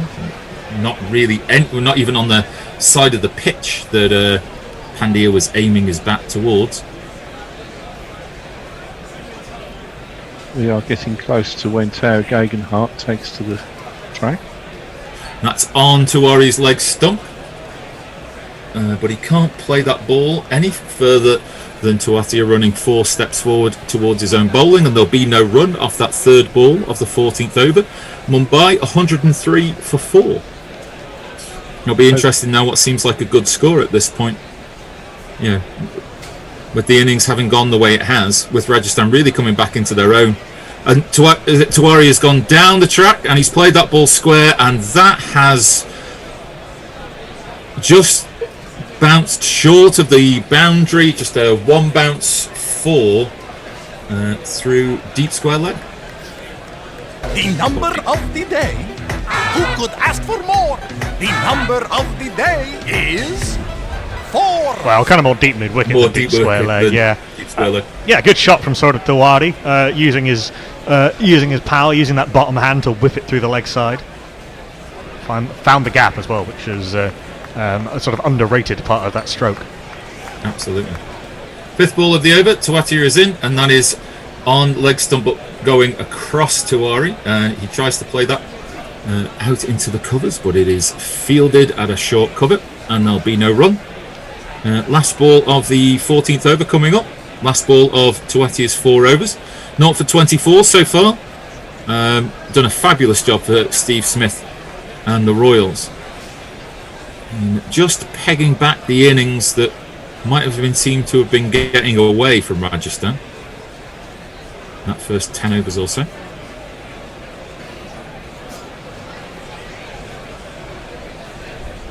Tuati in now, and that is allowed Tuari to cut the ball, but only to deep square, or deep point, and there'll be a single taken. Tuari's on 10, Mumbai are 108 for 4. Yeah, a few runs off that last over. Well, I say 7 runs off the over, but a good spell from Rahul Tewati. 4 overs, none for 25. Done a very good job, as you say, Al, for the Rajasthan Royals. Louis Bishop on Hot Mic. What do you think of par scorers at the moment? He asked that a little while ago, and I was trying to work out a response. I would have said 160 probably. Probably 150 now, wouldn't it? Well, you got 6 overs to go. You could still score 60 off these last 10. Let's say they go at 9 and over off the. That'd take to 162, wouldn't it? Yeah, 160 probably a par score. Gopal in for his 4th over, and that's give Tiwari the chance to be able to cut that ball in front of square. And unfortunately, the deep boundary raider unable to cut that off, and that's gone thudding into the boundary sponge for 4 runs.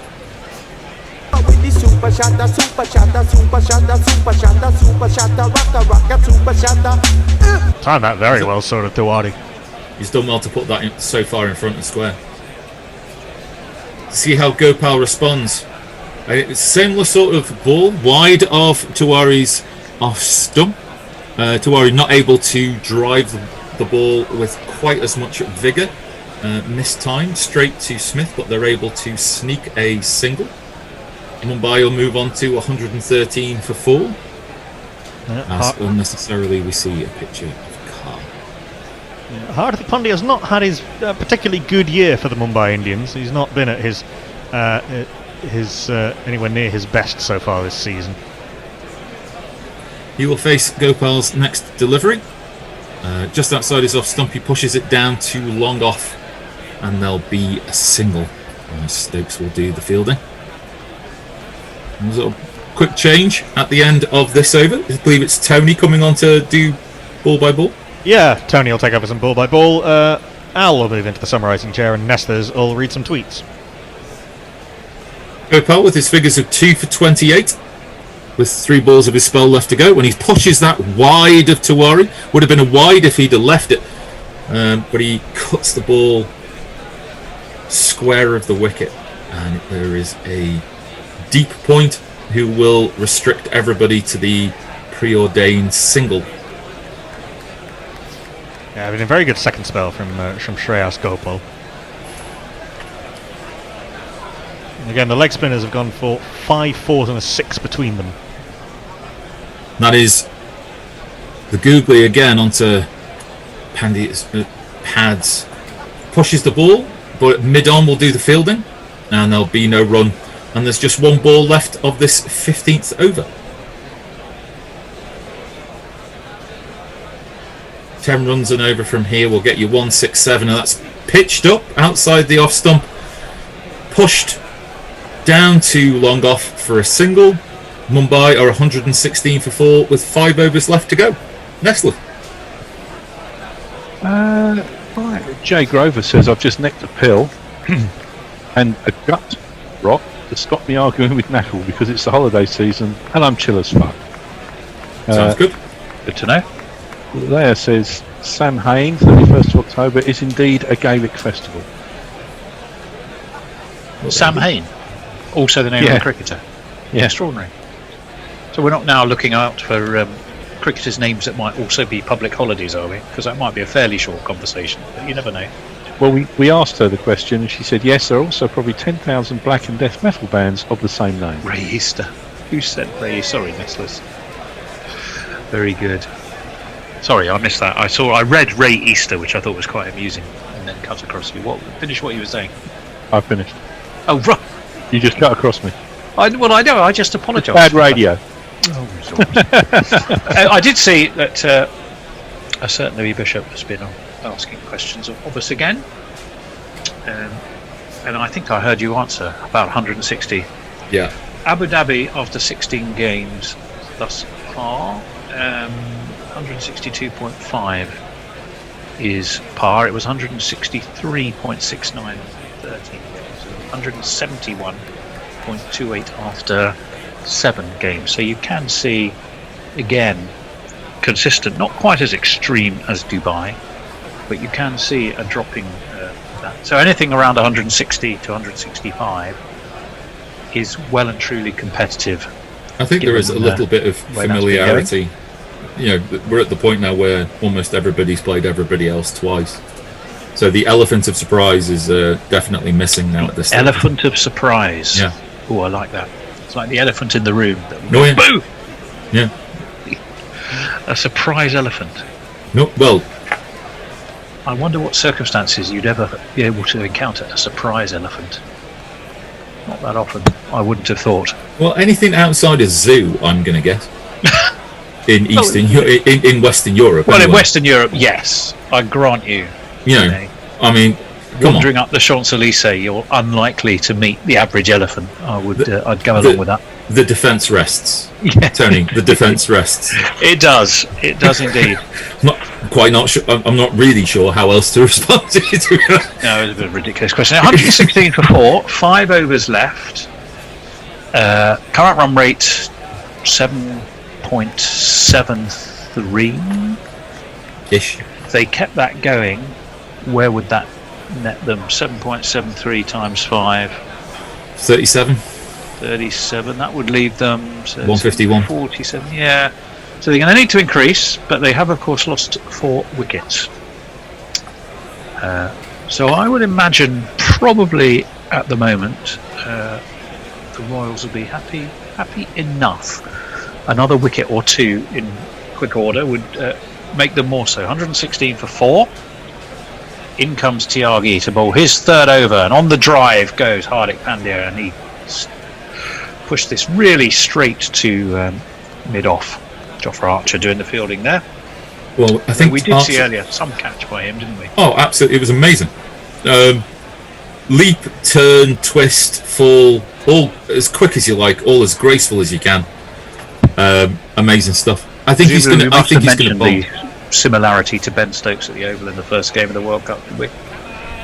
We mentioned the facial similarities of everybody else of when he caught that ball off Broad when Australia were all out for 60. Yeah, but that because I was at the Oval for that game, Ben Stokes seemed to sort of get his approach to the ball wrong, and then sort of corrected it by going with his wrong arm almost, didn't he?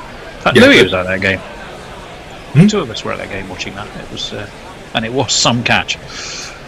In comes Tyagi again. He's bowling to Tiwari. We're going to jingle up Tyagi, I would imagine, in a minute before Knuckles' arm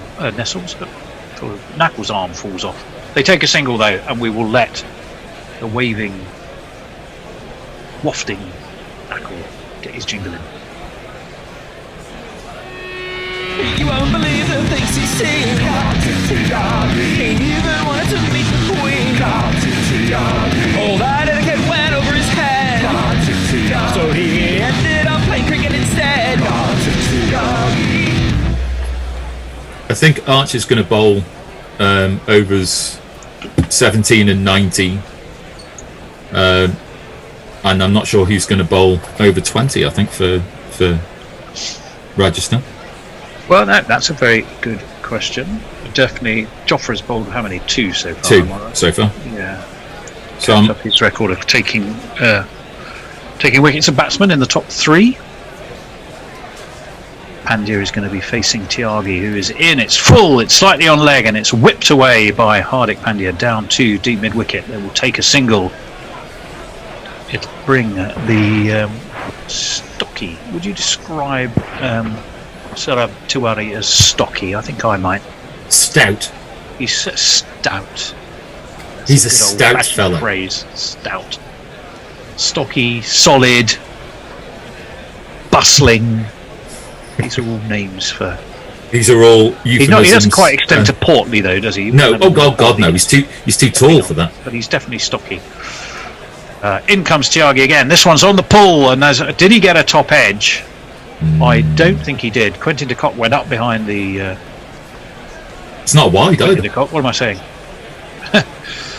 It was Sanju Samson, wasn't it? Itself a surprise in this.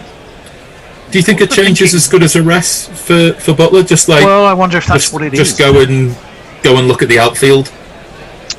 Yeah, it could be. He's been keeping for the last few games. But I don't know, had Joss done anything particularly wrong? I don't think so. I think he kept tidily enough by and large. Pulled again by Tiwari, the stocky Tiwari. 1 bounce down to deep backward square, and it will just be another single. least it should be, unless they took 2. I thought they just took the 1. I thought they just took 1 as well. Yeah, sometimes that Sky captioning is a tad on the tardy side. But we shall see. Well, Tiwari's 4 matches, 68 runs going into today's game. Just a single. Hard hitting, and it was indeed just a single. This one is launched by Hardik. Oh, he spilled it. Spilled at long on. What's Andy he again? will get a single, but his heart will have been in his mouth, or his hands on his head, or his something in his throat. But either way, he's got away with it. Would have been a fabulous catch. It would have been. Those diving forward catches are always difficult. But this one looked like it was in the hands, and the dropping of the elbow to the ground seems like it's been the thing that spilled it. I did rather feel he got something on that. I always have a bit of a moan about catches because the ones that are higher up get all the glory. Yeah. And I often contend that the ones that are higher down are harder to take. Lower down? Yeah, lower down. Yeah. 121 for 4. We're 1 for 11 for Jofra Archer, who is back into the attack and will, I am sure, have a jingle ready and awaiting. He will break your helmet, break your heart, hotter than lava, cooler than Bogart, in your face, at your stumps, on your toes, on your mum. And in comes Archer, pushed away into the offside by Pandya. No run, good. Efficient delivery, economic start from Jofra, wanting to keep that pressure up. We reckon 160 is about par. Anything less than that, the Royals would be happy. Not the first catch to go down today. Not They'll from be frustrated the same with fielder. that. Oh, he's come off the field. Well, I wonder if he damaged himself. Yeah, other than looking at his mentally by having dropped the ball twice. He's been so Diving important. Tuati's been so important to them in run chases. That might be a big blow. Jofra again's coming around the wicket to the left-handed Tiwari, who steers him away through square leg quite imperiously for 4 runs.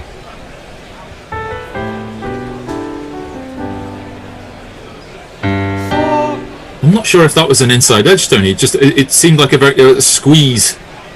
Well, his body didn't really. He styled it out to make it look like he meant it. I don't know whether that. I don't know whether that's gone between his legs or it's. I think he might.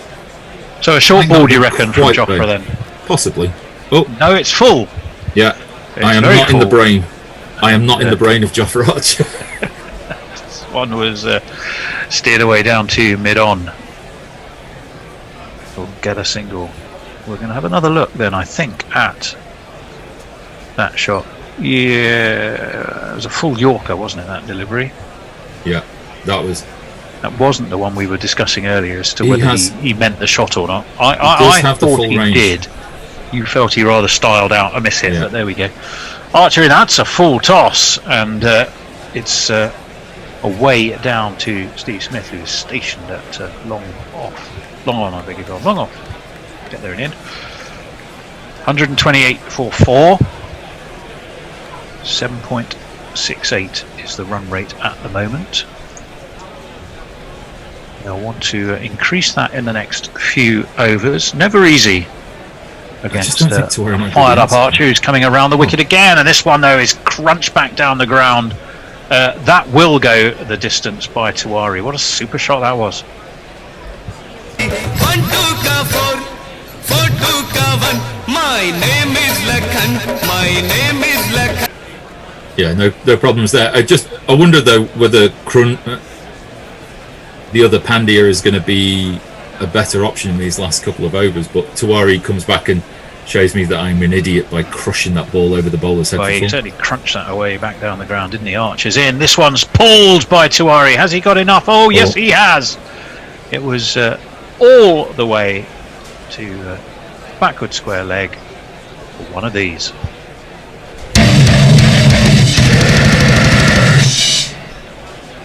So this has been for Jofra, who were chastening over. Certainly has been. Tawari has been tucking into him somewhat. Not a thing that Jofra takes kindly to, I wouldn't have thought.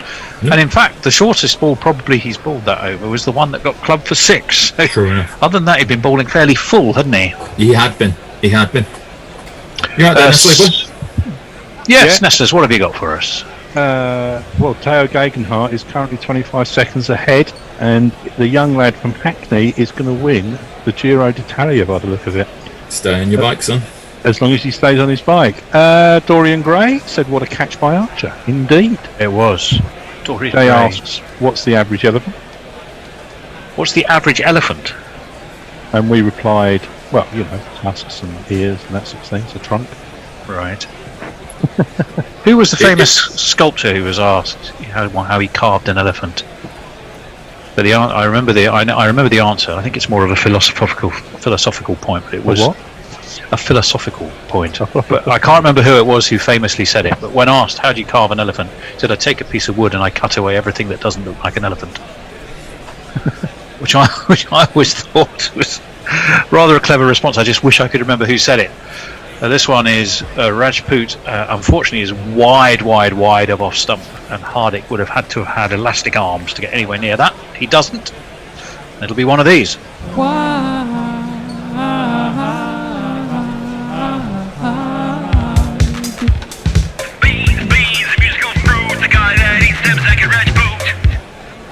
Boom. Mixmaster Pandey, Knuckle Pandey, that is. On the mixing desk there.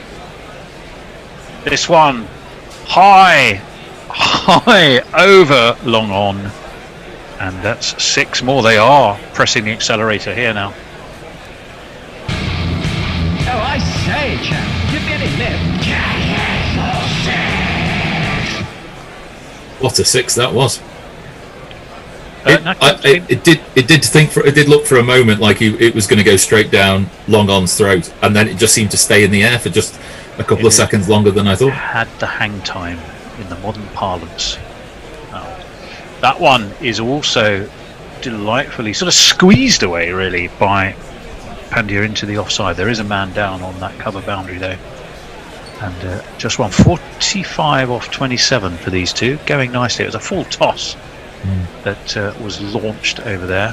Knuckle thinks it was Michelangelo said that, and it may very well have been, but I've definitely seen it attributed to other people as well. I think, like you said, it becomes a philosophical point for discussion.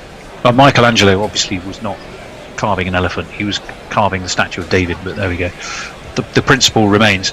As this one, Tiwari sort of bunts away. He was looking, I think, to pull it a little bit more down to long leg and didn't really get hold of it as he wanted to, but he gets another single. We're watching a flurry of instant replays to show just how these two have started to get that scoreboard moving, both Tiwari and Hardik Pandya. Rajput has gone for none for 42, 3.5. He'll be probably quite grateful when this little spell of his is over. Not before another 6 has been launched high over extra cover. It's another 6 off Rajput. It's another 6 for Hardik Pandya, and we'll play a little tune to celebrate it.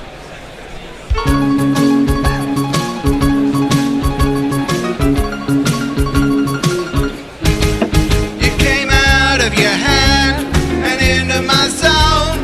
Now it's up in the stands. It's a 6. It's beautiful and it's mine. You see, now this is where the conversation I was having with Monty, I think, is quite interesting. So if you have a bad day at the office, you can go home from work, and you can go to the pub or do whatever you do in the normal world. That's another full toss, I'm afraid, and it's got. Well, I've got a feeling that may be on its way back to Dubai. Well, not quite as long as we thought, but it's 6 over backward square, and dear oh dear, this has been a shocker of an over.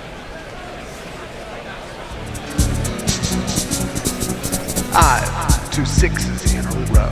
2 6s in a row. 2 6s in a row. More height than distance, possibly. However, more than enough distance to do the job. By my over long crude leg. maths, that is 21 off the over so far with the ball to go. It is going at a strike rate of 208 and a boundary percentage of 67% is Hardik Pandya, which is precisely what was needed. So that 160 average that we were talking about, that should be left in the dust, I reckon. There's another full toss by Rajput. It's the same again by Hardik Pandya. It's deeper, it's longer, it's further, but it's still 6.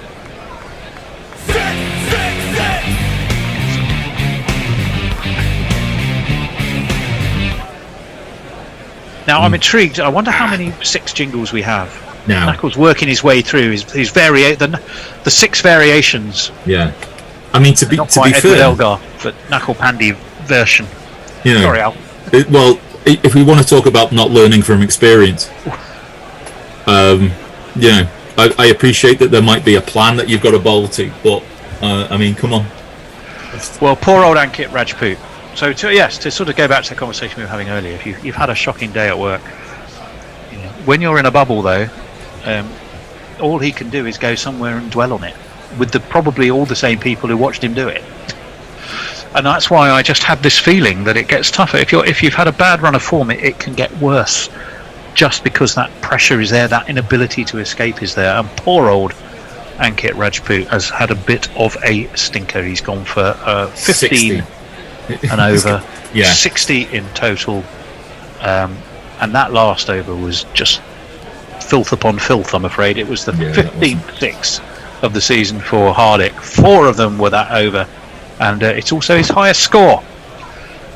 So poor old Ankit Rajput. But such is life, such is sport. Mama told me there will be days like these, and for Rajput, today was the day his mama probably told him about. 165 for 4.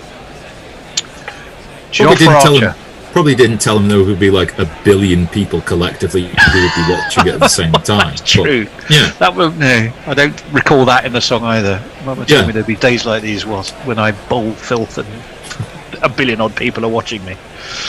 But there we go. 165 for 4. 2 overs left. They've passed that par score. Archer in. He's full. He's lifted by Tiwari. I'm not sure he's got enough though. He doesn't. And it drops straight into the bucket hands of Ben Stokes, who is down there at long off. And Archer has another wicket. 2 for him, as ever. 2 for 28.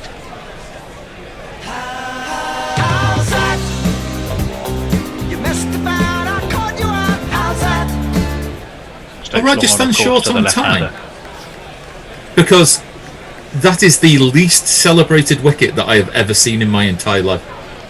Well, Ben Stokes, there was no histrionics. Rolled the ball back to Archer, and Archer's already on the back of his run. As it is that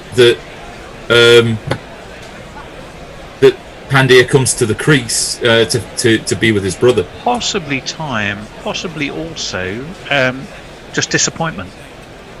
Because they really felt they felt they probably had the lid comparatively well on this Mumbai Indians innings until till the wheels came spectacularly off. Tiwari's over, Rajput's over. Sorry, I beg your pardon.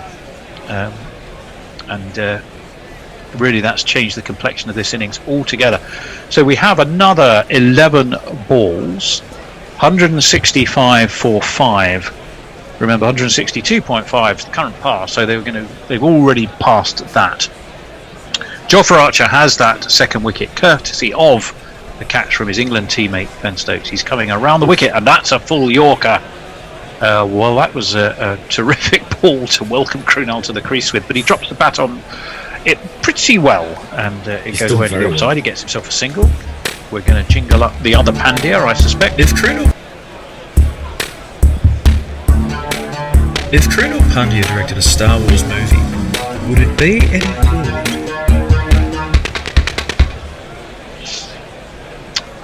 Yes. Don't know the answer to that question. 166 for 5. We have a plethora of Pandyas at the crease. with Krunel and Hardick. I always think it's fun when brothers bat together. I remember the Marsh brothers. Do you remember when they one of them got a ton, and they were so excited to cuddle each other, he nearly got his brother run out in the process because he hadn't completed his run, and they went for a sort of a mid-wicket hug. This one is steered away by Hardick, but straight to extra cover. He's a little frustrated with that. Good comeback from Jofra. That's a four. Am I watching a replay before I get excited? Yes, I am. You're watching just Hardick, who was hit no fours but 4 sixes in his 15 balls so far. Yes, he has. This one's full again from Archer. Hardick at just a shade outside of off stump, steers it away to backward point. Does get himself a single this time. That run rate now approaching 8.97. Hardik Pandya has 34, and his brother new to the crease, courtesy of the England team effort of Archer and Stokes. So you have the brothers working together. 167 for 5. Krunel is now facing the left-hander. Faces Archer. Short, bounced in, and it was wide of off stump through to Sanju Samson, and no run. I thought that might have been a wide on height. No, it's over his head, but it was rising though as it went past him. Yeah, no, it's touch and go. It is absolutely touch and go. It would have been, I would, with if I were a bowler, I'd have been disappointed to have seen that given as a wide. Wow. If I was a batsman, I think I might have got away with one.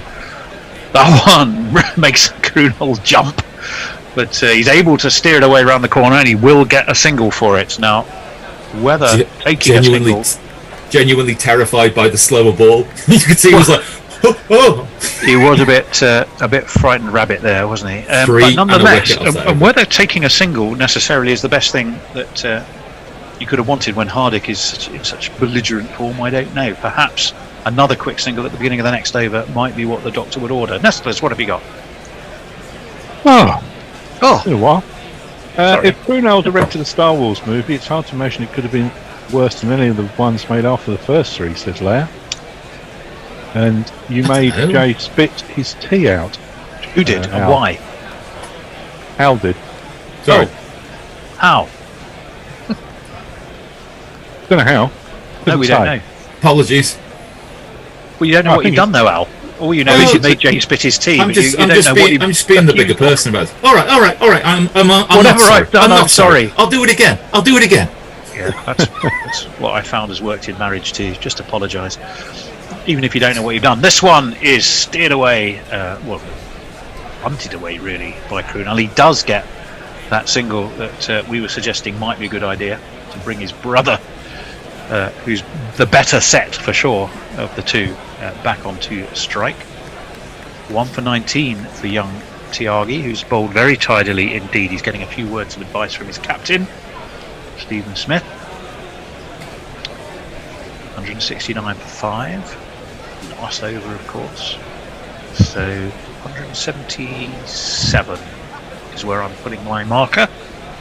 I'll go over. You're going over 177. What about you, Nestlers? He's on mute. We may never know.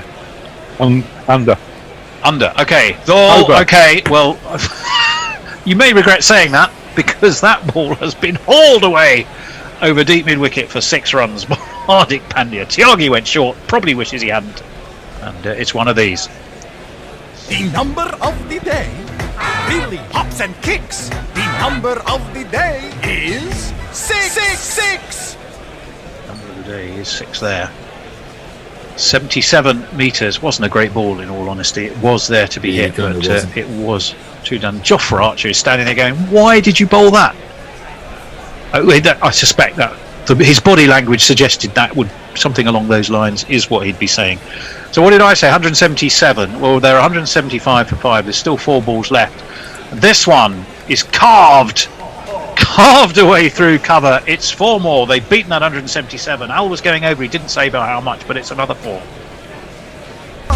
super shatta, super shatta, super shatta, super shatta, super shatta, rocka, super shatta. All right, then I'll set a new target for you. 186. 186 with 3 balls left. Yeah. Blimey, that is going to take a fair bit of. That's 7 a off the next combination of 3 some balls. fairly poor bowling and some pretty big hitting. What are we, 100? Oh, well, no, maybe not. What do you say, 186? I'm just being kind to you. Well, I think he might not be. Oh, I think he's repeated the dose. Has he got enough? Oh, Well, he's yes. got a 4. He's through extra cover again on 1, 2, 3 bounces into Tell you that what. boundary sponge, and it is 4 more. 183 for 5.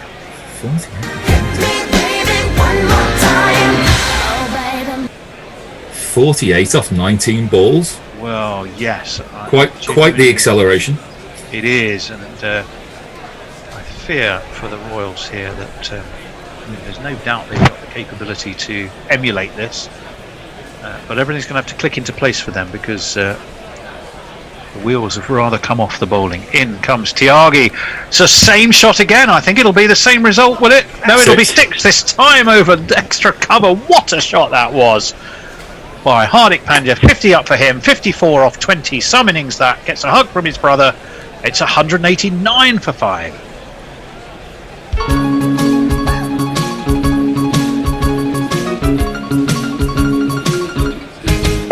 You came out of your hand and into my zone. Now it's up in the stands. It's a 6. It's beautiful and it's mine. 50 runs, your 50 runs. Well done, well done, well done, well done. 50 runs. I'm just checking that's no. Surely this is that a replay? No, it's not. Yes, it was a replay. No, it wasn't. It was the last ball of the over. It's a next ball. It's another He's done 6. it again. 195. It's another 6. It's the last ball of the over, so they do finish on 195. 7 sixes for Hardik Pandya, which he seems to reserve mainly for the last 3 overs. Well, that I would say has left the Mumbai Indians well and truly favourites in my book. Al, what would you suggest? Couple of extra overs. 27 off that last over. It's worthwhile considering when we sort of look back at the stats of the rate of acceleration. The 19th over went for 3 runs and there was a loss of a wicket. It's been absolute carnage, and there is a vast yawning chasm of talent in Rajasthan's seam attack between Jofra Archer is a world-class bowler bowling world-class, and the rest of the Rajasthan seam attack has been utterly smited to all. I don't even want to say to all parts of the ground, because most of it from Hardik's gone beyond the reaches of the ground. 7 sixes. It's absolutely remarkable destructive batting towards the end of the innings. Well, the bowling figures bear out what you say. So we will quickly we'll go to some final messages before we go into the innings break. Remember, 195 for 5, 37 for Ishan Kishan, 40 for Sirakumar Yadav, 34 for Tiwari, 60 off 21 for Hardik Pandya with 7 sixes and 2 4s. The bowling, a pretty good effort from Jofra, 2 for 31. 2 wickets also for Gopal, 2 for 30. Good effort by him. 1 for 45 from Kartik Tyagi. Take 1 over out of that and it may not have looked so bad. None for 60, I'm afraid, for poor old Rajput, who probably his beer may taste a bit sour tonight. So that's going to be a big chase. The stat from the green room bears it all out. 3 runs taken off the 19th over, but the 17th, 18th, and 20th overs go for 71 runs. Oh my lord! 71 runs off 4 overs, and 1 of them went for 3. Indeed. We also have the playoff dates out, by the way. First qualifier November the 5th in Dubai. Eliminator November the 6th in Abu Dhabi. The second qualifier November the 8th in Abu Dhabi, and the final, of course, November the 10th in Abu Dhabi. Because who doesn't love a final on a Tuesday? Well, yes, that logic is strange, but there you are. The sooner you have it, the sooner you're at the bubble. So let us just catch up on some final messages, and then we'll find out what we're doing at the break. Well, Jane with the Wide sends a picture in of her cat Maxwell, G Maxie, who's learned to stretch up and pull the handle down to open the closed bedroom door to let himself in. Excellent. He cannot let himself out. He also does not close the door behind him. And finally, Jay Grover says, worst commentator is Dave Brooks. I say I spat tea, it gets read out 5 minutes later, and then he starts saying, what did I say? What was funny? I'll use it again. Well, sometimes you don't. One does forget. I forget immediately I've said something. Oh, that's probably age, though. Of course, that's my excuse. Yeah, but you haven't taken your medication again, have you? No, I haven't today. I haven't been needing to since the dentist got let loose on my teeth. That's not up to you to decide. It's up to us. Tuesday, though, I will be back on it again because I'm having the second part of my root canal work, which means they'll be giving me the old. I'll be high again on Tuesday afternoon. You never know what to expect then. Good lord. Knuckle. Right. What's the order of events? You don't have to answer, Knuckle. You could just ignore us and just leave us hanging. Hello? So it's going to be an interview that... it's going to be an interview, it is. The finals in Dubai. I thought it was strange that would be Abu Dhabi. I just read it with blind faith. We are going to carry on the interview, I think, we also were playing earlier. It's Hendo and former Indian Test cricketer Deep Dasgupta. And we will see you after that for the second innings. Bye-bye. That way it's tough, and predominantly because of the competition that we have. Well, we always see that, whenever we see pictures from Mumbai or somewhere like that, we see people on the Maiden, there are all these games going on. But how is it for someone who's playing in one of those games, perhaps, to actually force themselves forward, unless they perhaps go to is it as much as going to the right school or being involved with the right club? How difficult is it for someone, at the lower strata of society to make their way? Is it very, very difficult, I imagine? I don't think it's difficult in terms of your economic background, because I think one of the most equal playing field that you have would be the sport. So I don't think economic background, socio-economic background, or any other for that matter, thing would matter that much. But like I said, the system is very nice in terms of you start off at a club level or an academy that you practice. From the academies, I'm talking about specifically about Calcutta or Bengal here. So from academies, there's a lot of inter-academy tournaments. From there, you play Division 1 or Division 2 cricket. From there, you get selected to your age group cricket, which will represent your state. So under 16, 19. And then from there, there's an under 23. And then there's the senior first class cricket or senior state cricket. So I think that way it's very well structured.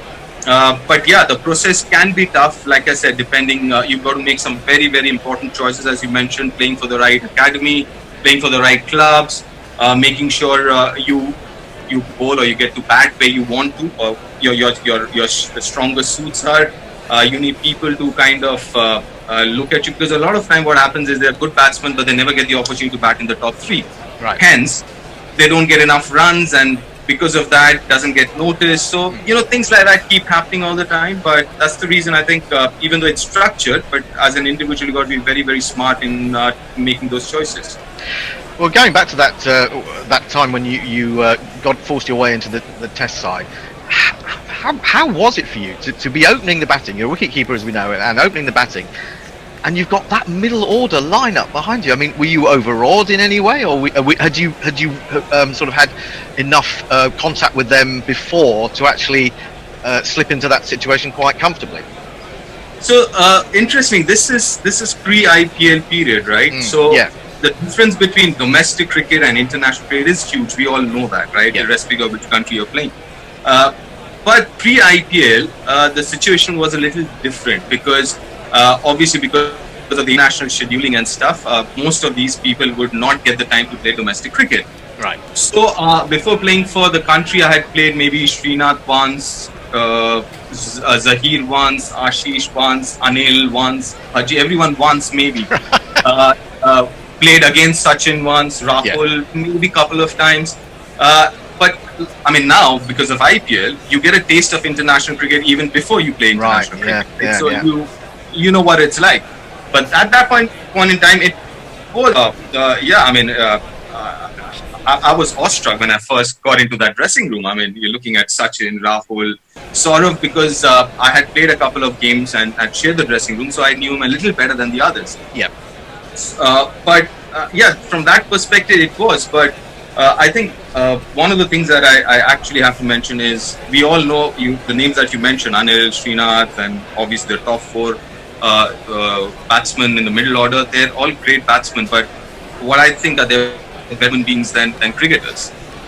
So I mean, I had some awesome time with them. They were very, very accepting of any newcomers, not just me. Very open about it. They were very adjusting as well. So I think I didn't have too much of a problem. Yes, initially the first couple of days, it's like, oh my God, it's Sachin there and it's Saurav there and all that.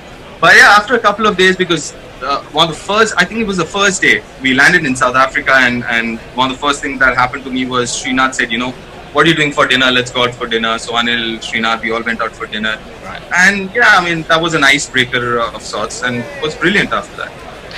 I suppose you have to have a sort of a deep inner confidence. Is that something you would say you had, even if you think to yourself, I'm not the most talented individual, and I'm with these incredibly talented individuals, but you've got to have a sort of deep well of confidence, really. Yeah, I actually did. I actually did. I think one of the most important things, which I'm sure you heard before us, I mean, to sustain yourself or stay there for longer periods at international cricket, yes, your talent is important, but how strong you are mentally, I think that makes a huge difference. One of the things I think I didn't cope up really well with was the criticism. That's something that a lot of people are not kind of to criticism or being told or whatever. So I think those things you learn, and but the confidence part, as you mentioned, I mean, obviously once you're there in that dressing room, and what helps is I mean, my first test, I got 30 odd runs, right? And straight away that gave you that confidence. Right. What, it's all right.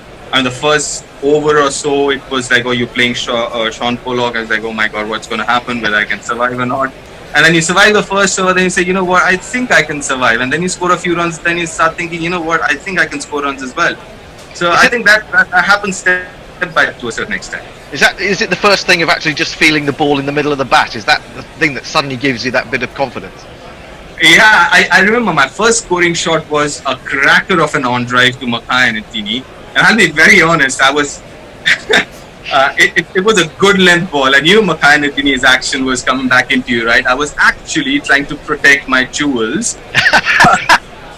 But I couldn't believe myself how well I timed that shot. I was like, oh my God, that was a good shot.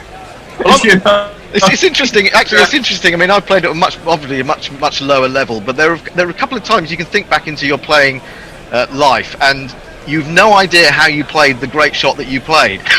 It's kind of nice to hear that comes in at the top level as well. It's just that something clicked. I mean, that was my first scoring shot in international cricket. I was like, wow. And honest to God, I mean, it was one of the best shots I've played at that level. So. And so I mean that kind of gives you confidence as well that you can score runs. So so step by step I went up there. Now let's talk about then the match against England in Mohali, and you got your 100 there. What do you remember in particular about that game? I think I remember the test match before that, which was the second one of the South Africa series. I played a really good knock. I mean, we had to bat through the last day of the test match to save the test match, which Rahul and I batted through almost the whole day, and we saved that test match. So I think I was carrying that, that confidence into that test match. Secondly, also, at times you're in a zone where nothing else matters. So I was kind of, those 3-4 months, I was in that zone where, I was like in a trance kind of a thing. I was just going through the motion and not really thinking too much. One of the things that Rahul told me while we were in the previous test match was, take one ball at a time, one over at a time, just try and play out a session. And that's all I actually tried to do during that first test at Mohali. Mohali back then was... Welcome back to Guerrilla Cricket and our coverage of IPL Doubleheader Sunday. We're back for the chase and boy, what a chase the Rajasthan Royals have on their hands now, thanks to the absolute carnage wrought by Hardik Pandya. 71 off overs 17, 18 and 20. Somewhere in there, Jofra Archer managed to get away with going for only 3. 61 not out off 20 balls for Hardik Pandya, back to his very, very best. And the Mumbai Indians, as a result, set the Rajasthan Royals a daunting 196 to win. Looks as though they have not made a change to their opening pair. It is these two opening the batting for the Rajasthan Royals.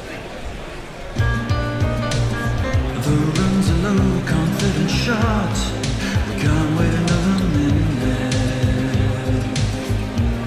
for Robin Uthappa. I got up in the Stokes and he called me a oh, if I'd only seen that Ben Stokes was so mean. And he called me up, said he'd punch my said I made him the That's enough of that. And they'll be bowled at initially by this man. How does he speak, or play the horn, or clean his teeth, or even yawn? How does he shout? How does he call? Trent Bolt's mouth is really small. In comes Trent Bolt, slip in place, left arm over the wicket to Robin Uthappa, who turns this through the leg side. He times it quite nicely, and there's a bit of a chase on for Hardik Pandya, energised by his absolute heroics with the bat, and the ball somehow manages to hit the practice wicket and bounce, or hit the crease perhaps, and bounce clean over Quinton de Kock, who runs into the stumps. The end result is that Robin Uthappa picks up 2 runs to start the Rajasthan Royals' chase of 196. I'm Nakul Pandey, taking you through the first 5 overs on ball by ball, and I'm joined by Monty Panesar and Tony Bishop. Delighted to be back. Thank you. My word, what happenings at the end of the Mumbai innings. Poor fielding by Rahul Chahar at backward point as Robin Uthappa tries to drive down the ground, but it squirts off the outside part of the bat. But misfield from Chahar at backward point means they come through 4-2. Monty and Tony, my word, Hardik Pandya. Yeah, well, I'd rather you give the description. I like listening to your adjectives of different words when you describe something extraordinary. So, Nicole, just describe that innings for us. I think the last 6 was probably the most extraordinary of all. Off the back foot, over long off. It takes some talent to be able to hit that. He was absolutely brutal, Hardik Pandya. To him, it is absolute best. Good delivery from Trent Bolt, back with the live action, angling across Robin Uthappa, beating him on the outside edge, and there is no run. I mean, Tony, you were on ball by ball for all of that, and it is the sort of innings that tests your descriptive powers. Well, I was running out of superlatives, I've got to say. I mean, he hit a couple over deep extra cover, which were just absolutely sumptuous. It was interesting to sort of think, was the bowling poor, or was he knocking the bowler just off their line and length all the time because he was so belligerent? It has to be a little bit of both, doesn't it? As Bolt is in, get this one to swing in to Uthappa, so he's using his buck to trick Trent Bolt in the way, such a skillful bowler, and it's driven too long on. There is there is no run. It was interesting that even despite the fact that Archer came back for his last over and went for only 3 runs off it, there was a sort of clarity to Hardik Pandya. He knew exactly who he was going to target. Like, he really went after Ankit Rajput and Karthik Tyagi, the less experienced and the less good, frankly, bowlers than Jofra Archer. Swing into Robin Uthappa by Trent Bolt, who defends into the onside, and there is no run. Good start to the first over. This is not going to be easy for Rajasthan Royals, even against even were they facing a mediocre attack, but with Trent Bolt in good form and Pattinson being very useful at the top of the order, and Jasprit Bumrah to contend with, and Rahul Chahar in good form, this is a very good Mumbai Indians attack. Maybe doesn't have quite the quality of spinner of some, but handy enough for sure.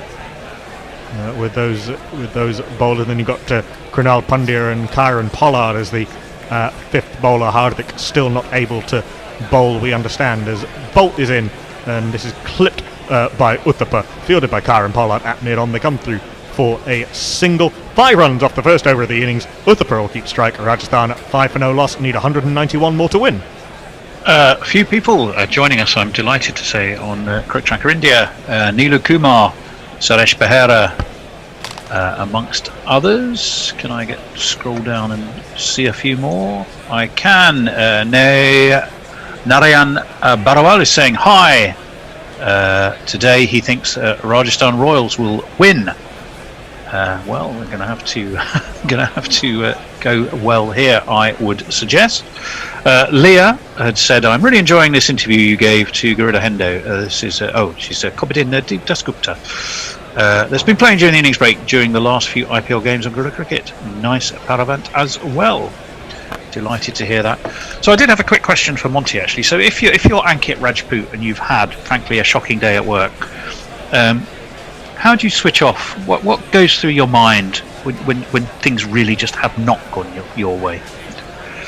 Yeah, the thing is, it's so difficult to get some of these young cricketers to switch off, and they're so desperate to succeed that for them to actually completely switch off is actually a difficult task. Trust me, I've been there with some of the players. We'll come back to that as a new bowler is into the attack, back into the team and back opening the bowling, or as one of the opening two, and he's whipped beautifully by Robin Uthappa over mid-wicket and for a one bounce 4. 1, 2, 3, 4. A rather rude welcome back into the Mumbai Indians attack for this man. James Lee Pattinson, he's on the mend. After back treatment that seemed without end. Third man and fine leg back for Pattinson, who goes tighter to off stump and a little bit fuller. Uthappa blocks up to Pollard. There is no run. Monty, just before those couple of balls, you were talking about the difficulty of switching off when you're looking to impress and you're desperate to succeed. Yeah, and I think sometimes that can become an obsession of just I'm willing to succeed so much. I think the real good players are great players, like Alistair Cook. He used to switch off. Once he left the cricket ground, he'll just go to his farm and just focus, just completely switch off and do his farming. And then when he got back to the cricket ground, that's when he'll switch on. Now, that's what the greats could do, and that's something that I think every young person should have. Some sort of a hobby or something to switch off. In comes Pattinson, again tight to off stump. Uthappa turns it to mid-wicket. There is no run. So both overs so far, he started with a boundary, and then it's been lots of dot balls. Was this something you struggled with, Monty? In terms of, I know you've talked a lot about your mental health in recent years. Was this something that you had problems with? Yeah, something that I obviously, was difficult to... Hold that thought. I really don't want to break up, but contractually obliged to. Gorgeous shot from Robin Uthappa. He's a lovely player, and he's definitely in his best role at the top of the order. He pings this through the covers for 4. Sorry, Monty, go ahead. Yeah, that was a lovely shot. I've got to admit, I would love to. I want to interrupt, because that shot was so good. Look, sometimes when that's all you've got in life is cricket. And suddenly when things don't go well, life isn't fun anymore. And that's why you need hobbies, other things. So there's the tough part of being in the bubble that we were sort of nattering about earlier. Yeah, the man has moved... man out in the circle has moved back to deep square leg, but it doesn't really matter where the men are out of the circle when you hit the ball that badly, as Robin Uthappa has just done off the splice of the bat, straight to Kieran Pollard at mid-on. Very simple catch for the man with bucket hands, and Robin Uthappa, some lovely strokes, but he's gone for 13 off 11, and Rajasthan Royals are indeed 13 for 1 off 11 balls.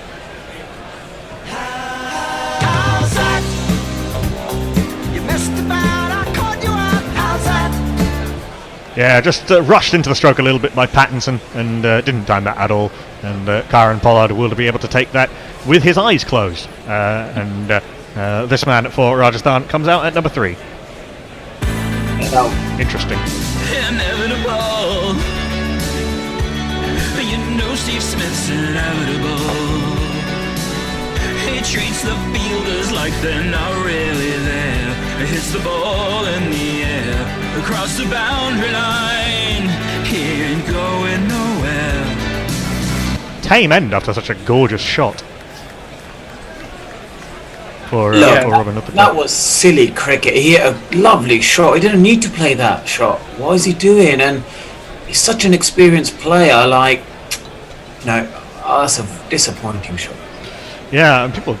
Robin Uthappa was a fixture in the Indian team through the sort of mid 2000s, in sort of 2006 to 2008 or so. He's been around for a very long time. I'm not really sure what he was trying to do with that ball. It looked as though he was just sort of rushed into having to play some sort of stroke and then panic a little bit, which is unusual. Stephen Smith at number 3, which, given the target and given how well we know Sanju Samson can time the ball, surprises me a little bit. He's he is back to this back of a length delivery from Pattinson and defends back to the bowler. There is no run, so what is that? 8 runs off the over with those couple of boundaries, but the wicket of Robin Uthappa. Rajasthan after 2 overs, 13 for 1. This may have been earlier, but I'm going to read it anyway. It's a nice message from Dan De Castro on YouTube. You guys are class. Phew, love Monty Panesar. Hannah Sharif is going, Monty Panesar, just loads of exclamation marks and capital letters. So I think I'd take that as a compliment. I don't think you've done anything wrong, Monty. So let's look at the positive and assume that's a positive message. Sunny Boara says, one-handed catch. Wow, yes, that must be an old message because that was a while ago. Leah said I was rummaging through my laundry basket when Hardik started to go berserk. So I can assure you that my partner doesn't have to endure the smell of my unwashed lucky blue dress. Oh, good to know. As Trent Bolt into Ben Stokes facing up to his first ball that defends with that characteristically broad bat. And 2 mid on it goes. There is no run. Yeah, Lennox Leah was talking about Mumbai Indians starting to struggle and then maybe having to put on her lucky blue dress as a Mumbai Indians fan, but Hardik rather changed the picture very quickly. Jay Grover says, just speaking as someone who has struggled with mental health issues and has autism, it's one of the reasons Halloween is important to me. It's a personal ritual. I know it's silly, but helps me. Res ipsa locita. Well, there's nothing silly about that, I don't think. We all need these little things to help us feel better. That's a lovely shot by Ben Stokes. Bolt straying onto his pads and Stoke clips away through the vacant square leg region for 4. 1 2 ka 4, 4 2 ka 1. My name is Lakhan. My name is Lakhan. Finding the boundaries hasn't been an issue for Rajasthan Royals to start with, but there's been almost nothing in between. We've had 4 boundaries and 1 single in this 17. Oh, not quite. We've had 3 boundaries and 1 single in this 17. Seeing that Ben Stokes has a really awful record against Trent Bolt in T20 cricket, albeit from a very limited sample size. This is outside off stump, and Stokes punches this crisply to backward point, and there is no run. Steve Smith, on the other hand, averages over 46 against the Mumbai Indians. It's his best against any of the IPL teams. Interesting. And maybe there is a signal as to why maybe he is in at 3. Perhaps, yeah, although I still think that I would probably prefer to have seen Sanju Samson given his hitting ability. There was talk of Stokes and Butler swapping and Butler opening.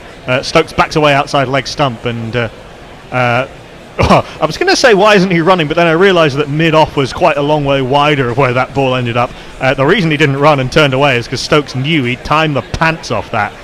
Glorious, really just nothing more than a push through the bowler's legs, and it raced away to long off for 4. There's not one boy for me, I must have 2 or 3, I need 4. That was the coolest of off drives from Ben Stokes, and now he goes up over the bowler's head. He's not quite timed this as well, but he times it well enough with long off and long on quite wide. Back-to-back boundaries for Ben Stokes.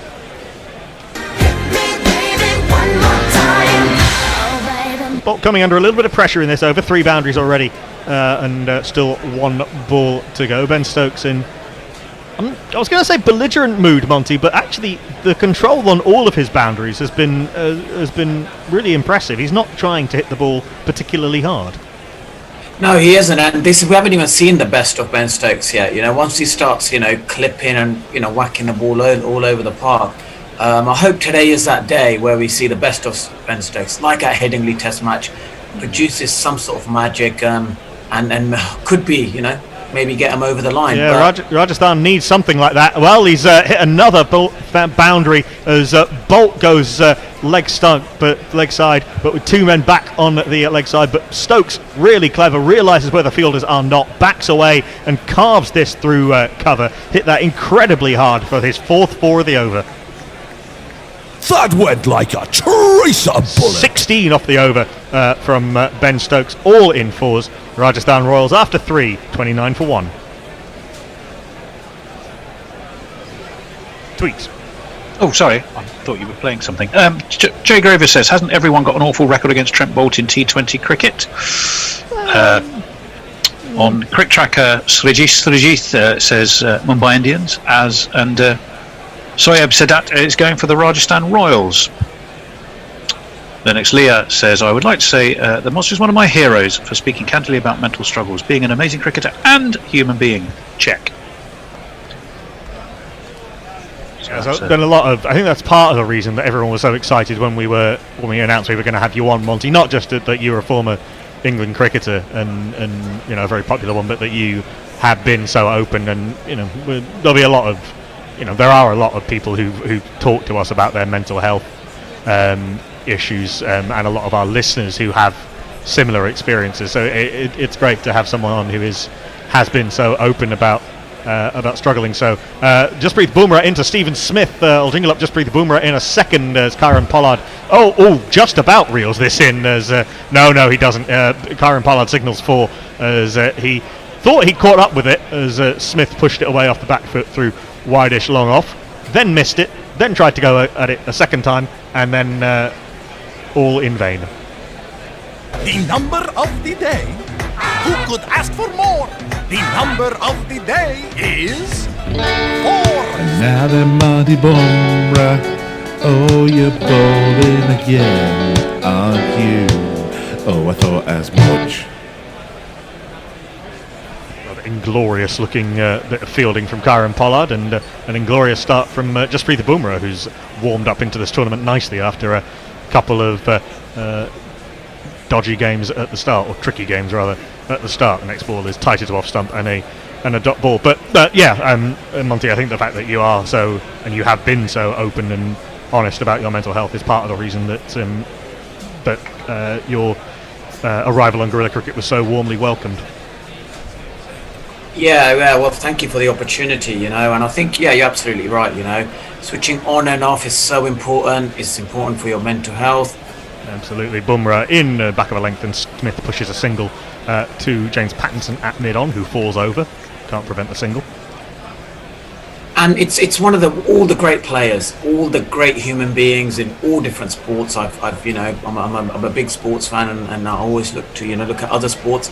They all know how to switch on and off. When they enter their ring, their domain, they switch on. Once they're out of there, that's it. They completely switch off, because you cannot be intense. You cannot hold a tight fist for the whole day.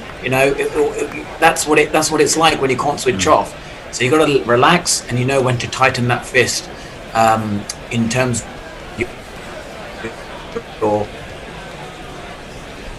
yeah, absolutely. Nobody's energy levels are high enough to maintain that all the time. It's just not possible.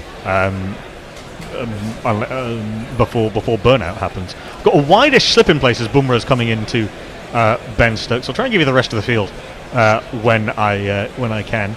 So easy did CSK make that chase look that I barely gave you a field placing for the second innings of that game, because it frankly didn't seem relevant at various points, but I will try and give you that. It is an important part of T20 cricket, as this is back of a length from Bumrah, and Stokes forces off the back foot. Semi-misfielded by Rahul Chahar, but he manages to push it to a fellow fielder this time and give away only 1 run rather than an extra 2. He's conceded less than 7 and over as Jasprit Bumrah in his last 5 games and taken 10 wickets in the process. Took 4, didn't he? 4 for 20, I think, when the Mumbai Indians won the first fixture against the Royals. Yeah, so indeed. A in good nick and B in good nick against this opposition. Yes, indeed, and he was very good the other day when Mumbai skittled the Chennai Super Kings, as was Trent Bolt. Smith goes up over the leg side. Has he got all of this? Yes, he has. It wouldn't really matter anyway because there was no one out there. But Stephen Smith punishes Jasprit Bumrah for going length and punishes him to the tune of 6 runs. Oh, I say, champ, give me any lip. I like this approach in the power play from Smith and Stokes, Monty. Oh, Monty's on mute. Okay, I'll address that non-question to Tony. Sorry, I was worrying about Monty and I missed the question. Okay. Never mind. I'll see it later. Short ball from Bumrah. That was the sort of retaliatory, how dare you hit me for 6 short ball, which Smith ducks under. But 12 runs off Bumrah's first over, Rajasthan Royals.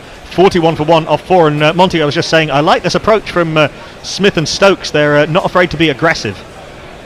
Yeah, like this is a kind of this is the performance we were kind of anticipating or wanting to see from Steve Smith and Ben Stokes, and they're kind of finally kind of showing this, which obviously I hope isn't too late for Rajasthan Royals. But today, if we can see a complete performance from Rajasthan Royals, it would be something that I think we've been missing throughout the IPL. We really have missed the strong performances from Steve Smith, from Ben Stokes, and seeing Rajasthan Royals on paper, they're a team that should be in the playoffs, but they just haven't clicked this season. Yeah, it was kind of the same story last season. Is they've got some world-class players in theory, although I would question whether Smith and Stokes are quite world-class in T20 cricket. As Stokes rather tries to go up and over the leg side off James Pattinson, gets under it slightly and ends up chipping it over the infield and taking 2 into the leg side. But Smith and Stokes, I think, are not quite at the very top level of T20 cricket, but they're certainly big names and world-class players. Butler and Archer absolutely are at the top level of T20 cricket, and then you've got guys like Sanju Samson as well, but they haven't been able to put it all together. The seam bowling, as we've seen after Archer, is wobbly. But this has been the RCB issue over the years, hasn't it? All the big names, but not the big performances consistently enough. And an imbalance in the way that the team is set up. Yorker from Pattinson, possibly a slower ball. Cutter from Pattinson, just under 130 kilometres an hour, and Stokes digs this out too long off for a single. And it also means that you get Butler's been, I think, a little bit inhibited this season by the fact that he's playing in a team that isn't functioning. So we've not seen the best of Jos Buttler either this year. Yeah, well, there's been times where Jos Buttler has played in patches really well. But I think when you have such big players, overseas players, there's such an onus on them to actually perform and get us over the winning line. And a lot of the strategy for Rajasthan Royals has been based upon the overseas players. And to be honest, apart from Jofra Archer, I just don't think we've seen the consistent performances that we're looking for from the Rajasthan Royals. No, I would absolutely agree with that. The 2 men back are at deep square leg and deep mid wicket. So Smith tries to go up over short fine leg. It's not given a wide because that would have thudded into Smith's pad had he stood where he was. But he went across to off stump and tried to paddle ramp Pattinson over short fine leg, but missed it. In fact, the other reason it wasn't given a wide is because it passed over middle and leg stump. There is no run. Well bowled by Pattinson. But I like the innovation from Smith. He's always been a very good hitter of the ball where the fielders are not. Which might sound obvious, but it's something a lot of players struggle with, to hit the ball into gaps. Bowled him! Pattinson gets the ball to move in off the seam. Might have been a little bit of inside edge onto leg stump, but Stephen Smith's attempted belligerence sees the end of him. He's gone for 11 off 8, which in the end is a sort of neither here nor there innings, and James Pattinson has his second wicket. Rajasthan 44 for 2. We'll just hold, please, for a wicket jingle. Yeah, Smith trying to drive on the up inside edge, and James Pattinson has his couple of wickets, repaying the faith shown in him by the Mumbai Indians selectors. Yeah, that was a brilliant piece of bowling from James Pattinson. You know, an Aussie getting an Aussie, something that Steve Smith may even think, you know what, he got me a good ball. Maybe we just need to invite him back for the Australian camp, you know, when the Test series starts when India join Australia. So, who knows? Little things like that can make a big difference for someone's career. It's also about the balance of teams, though, isn't it? I mean, you could take Lionel Messi and put him into an unstructured team with a poor defence. They wouldn't necessarily win every game, or indeed any. I mean, that is exactly what's happening with Barcelona, to be honest, over the last couple of years. Yeah, I think so. To some extent, or at least. And also, if you have a poorly structured team, then all of the pressure gets heaped on those top players. This is what RCB have struggled with, is that over the last few years, Kohli and de Villiers have had to score all the runs, and last year Butler basically scored all the runs for them at the top of the order, barring one innings from Sanju Samson.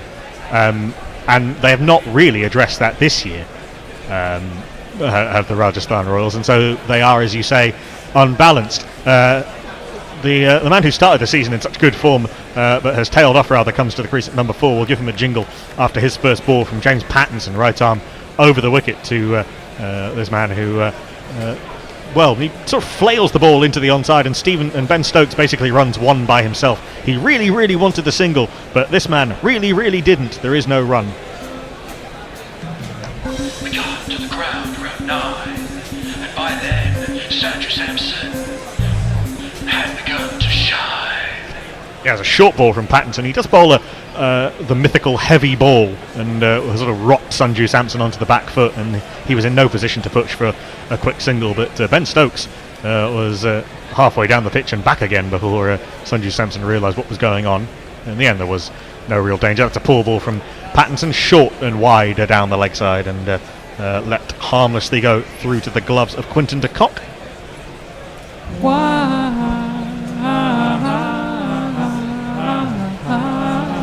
A little bit of bat, a little bit of pad, and onto leg stump was that ball from James Pattinson, got wicket of Stephen Smith. A little bit of movement in off the seam, and Smith rooted for once to the crease.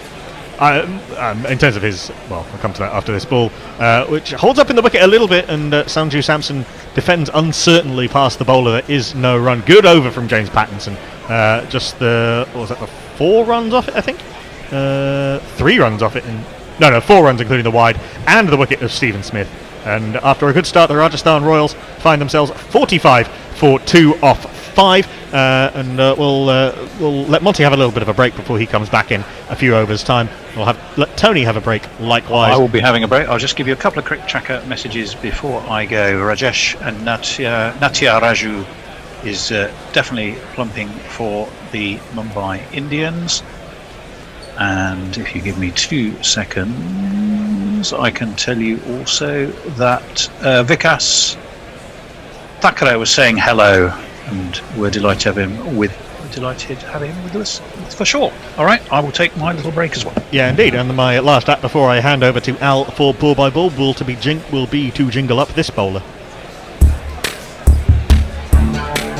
If Krunal Pandya directed a Star Wars movie, would it be? Krunal's first ball is on Stokes' middle and off stump, and he has pushed that through mid-wicket.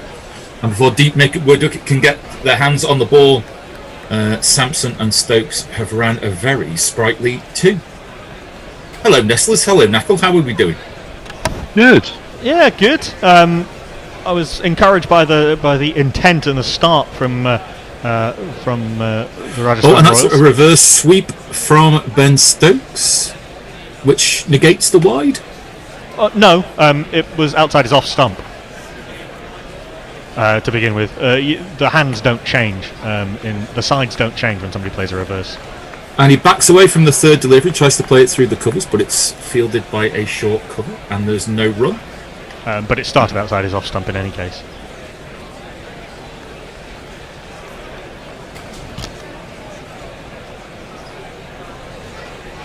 Rajasthan Royals 47 for 2, midway through the 6th over, coming to the end of the power play. Now it's a full toss outside off stump, and it has been hit hard, and Stokes looks skyward as he tries to play that ball through the covers, but can only find the cover point fielder, and there is no run. Stokes was so good at the beginning of the innings of being able to find those gaps, but those gaps are closing, I think. Another attempt at a reverse sweep, and this time Stokes has penetrated the field. It will go through to what after playing that reverse sweep shot, would have been a fine leg, and it takes him to 4 runs. 1 2 ka 4 4 2 ka 1. My name is Lakhan. My name is Lakhan. No, it stays as third man. The sides, as it were, stay with the original setup of the batter. So sort of between the two short third men. Good shot from Ben Stokes, recognising, as I keep saying, where the fielders were not. Last ball of the over, and Stokes is down on one knee, and he has played that ball high into the Abu Dhabi night, and it has just evaded the dive, I think, of Hardik Pandya, but it is dribbled into the leg side field for 4, just into past the dive for 4 runs, nearly holding out Ben Stokes. Yeah, it always looked a little bit high off the bat, and Hardik Pandya had to come a long way around from his right, and actually he made up a lot of ground, and that catch ended up being slightly easier than he might have thought it would. Still would have been a very, very good catch, running and watching the ball over his shoulder, but one of those classic case of having got there, you'll be disappointed. Yes. So that's the end of the over, and just as Kieran Pollard marks out his run-up, Nestlers, what have we got on by way of social media? Well, we've got Joe Grover. His new series is Why Are They DOS at 2020, Part 1, Ben Stokes. Number 2, Steve Smith. Well, I'd want to say that's about Stokes. 30 off 15 deliveries. Pretty good. Yeah, in general, he is not a world-class T20 player. Yeah, I had this argument with Andy the other day. I'd still have him in a team there. Depends on which team. Anyway, Kieran Pollard, about to start the 7th over. We'll jingle him in just a second. Ambles into the crease, and that is just outside the off stump of Sampson, and he plays that through mid-wicket, and they will jog through a single. Hey, how did you win? Sorry you can't get through. I'm busy watching Kai run Pollard, so I'll get back to you. Actually, looking at that attempted catch from Hardik Pandya again, the initial camera angle that I saw the replay of was misleading. He did have to dive full length. It would have been a very, very good catch to give his elder brother a wicket. Ben Stokes, he has an aura about him, and there's no doubt he'd be in a Test World 11 and close to an ODI World 11, but he's nowhere near at that level in T20 cricket. Pollard goes around the wicket to Stokes, and Stokes has a bit of a nibble at a ball outside off stump, and it goes through to the keeper, and there'll be no run. Genuine play and miss from that delivery from Pollard. Yeah, good off cutter from Kieran Pollard. You look at his batting strike rate, and it's not exceptionally good. His bowling, neither his economy rate nor his wicket taking rate is exceptionally good, and they think that there are a lot of other people who could do the all-rounder role in T20 cricket better than Ben Stokes has demonstrated that he can thus far. Wide Yorker length delivery from Pollard is driven through the covers by Stokes, but there is a deep cover there who will restrict everything to a single. 2 off the over so far. Rajasthan 57 for 2 midway through the 7th over. Question then, why do you think that is? If he's good at 50 overs, I'll break up. Pollard in for the 4th ball of the over, and slightly back of a length just outside Sampson's off stump. Plays the ball out towards a long off, who will run in and restrict everybody to a single. 58 for 2. I mean, it's very difficult to be a top level player in all formats, so that's part of it. But then Stokes doesn't quite have the, he hits the ball very hard, but he doesn't quite have that 6 hitting gear that some others do. And that's a genuine. Another play and miss. Stokes come down the track to Pollard. He sees him coming, pushes the ball as wide as the regulations will allow without it being called a wide. A good ball in from Pollard. And so that that ability to consistently hit sixes and boundaries when the field is back is a difficult skill to pull off. He also doesn't quite have the invention and the range of stroke that some. Oh no, that has been called a wide. I do apologise. And Pollard is in, and Stokes pulls the ball agriculturally and mistimes it to a long on, and there will be a single. 5 off the over so far, including the wide. In a way, getting on those boundary sprees is almost, in some ways, easier in Test cricket because it's less expected. But forget Test cricket. I'm talking, really limited overs and T20. I mean, he does hit the sixes in 50 over matches. He does. Last ball of the over, Pollard in wide of the crease. Attempted to be played backward of square, only finds the point fielder. End of the over, 60 for 2, 7 overs gone. What have we got by way of social media, Nestlers? Maybe we're expecting him to be top of the tree because of his exploits in other forms of the game. I don't know. Leia says, I would argue that RR and RCB have different problems. R have been mediocre in all departments, while RCB's bowling has been a bit shit, apart from Jahal. Yeah, much less so this year, but that has certainly been the case over the last few years. Jay asked me, is Chicago fun? I know it has some good art galleries, but that gigantic body of water looks jolly scary. Chicago is a fantastic city, Jay. As me and Knackle were talking about it before we went on air earlier. It's a wonderful place, I think. And I was shocked by the fact that there's a beach. That's not the sea, it's one of the lakes. There's is that Lake Michigan? Yeah. Yeah, I've swum the other. Enormous. I've swum in the other end of Lake Michigan on the Michigan coast. It's great. It's fantastic. You go going swimming in fresh water. It's awesome. And yes, it is fucking huge. We have got a change in bowling. It's going to be Rahul Chahar, and that's on Stokes' leg stump. Stokes attempts a sweep. It is unsuccessful, but it is called a wide.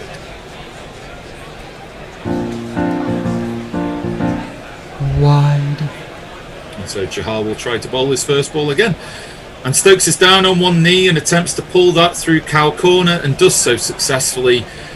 Easily clears the rope, and Stokes moves on to 38 with that 6. Oh, I say, champ, give me any lip. Maybe you have a dream of bowling a perfect ball, winning the vital game, but when you wake up, you're Rahul Chahar. Not the most auspicious of starts for Chahar. Wide and then a 6. Yeah, it's been good from Stokes. I've liked the way he's kept attacking the spinners. He can get a little bit bogged down against spin early-ish in his innings, but no, he's shown his intentions, his game plan have been correct in this innings. And that is reverse swept. And that will be another 4 added to the total. And Stokes is on fire. Give it to me 1 time. Give it to me 2 times. Give it to me 3 times. Yeah. Give it to me 4 times. And Stokes' highest score of the season, and I think by some distance his best strike rate. So Chahar with plenty to think about. Having seen his first 2 legitimate deliveries go for 6 and 4. Let's see what Chahar does with the next ball here. Rajasthan 71 for 2 as Chahar comes in. Slightly quicker delivery just outside Stokes' off stump, and he will play that to long off, and they will walk through for a single, bringing Sampson onto strike. Currently, at the moment, if Stokes is at the non-batters end, that's got to be a moral victory for Mumbai at the moment. Yeah, I think so. At least, certainly while he's in this belligerent mode that he appears to be in, he's going to very much keep taking the attack to the spinners. Although Sanju Samson's well capable of that too, as we saw earlier in the tournament. Full length delivery outside Samson's off stump. All he could do is drive it to long on, and again there'll be a walkthrough of a single. Yeah, a couple of those innings early in Sharjah, Sanju Samson was murderous against the spinners. 2 balls left in this 8th over. Stokes back on strike. He rocks back to a ball on his off stump and will play that to mid off, and there'll be a single. Stokes now on 44 off 22 deliveries, and we've got 1 ball left in this 8th over. Rajasthan Royals 74 for 2, requiring another 122 for victory, and 73 balls left to get them. A required rate of just over 10 and over. Chahar in, and that is down on one knee and attempted to be pulled by Samson, but mistimed, and will only dribble out to a deep square leg where there'll be a single taken, and that's the end of the over. Rajasthan 75 for 2 as we take our strategic timeout. Nestlers, what's everybody saying? Well, Jay Grover's saying this is total psychology 101 and thus Bobbins, but isn't his change of games about Stokes from his early career a major brain shift, and 2020 is a bit of an unfair step? I was going to make that point. Yeah, we've all talked about how Ben Stokes has taken on this responsibility and this leadership within the England batting lineup in Test cricket and in one-day cricket to some extent. You think of some of those innings during the World Cup and some of the innings that he's played on slower pitches where he's had to hold the innings together, and adjusting sort of mentally between those formats is very difficult, and adjusting to that, he almost plays better when he puts that extra responsibility on himself rather than the freedom that T20 cricket can give you, and as I say, those adjustments between different formats are hard. There are very, very few players who are world class in all 3 formats. I think AB de Villiers when he was still playing Test and one-day international cricket would absolutely be one. Jasprit Bumrah, I think, would be another. I can't think of too many more.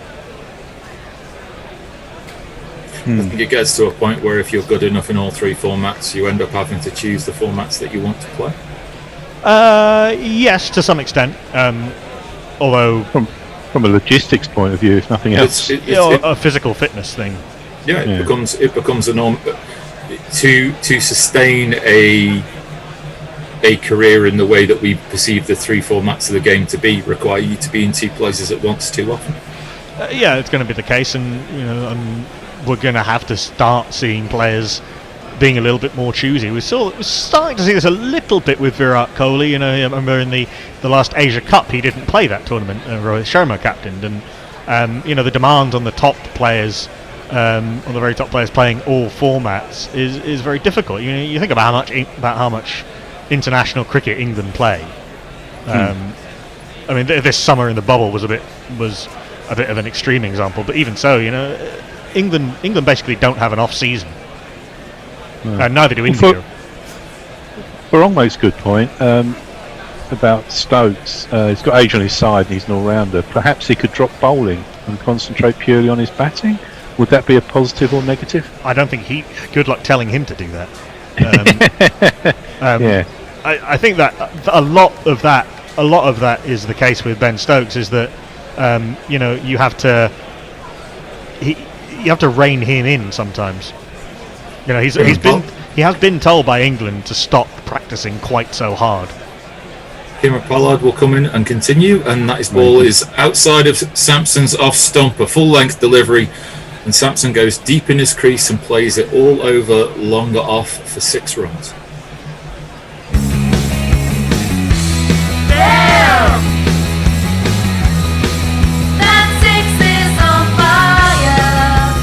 Gorgeous shot from Sanju Samson. He's so good down the ground. It's that lovely free swing of the bat.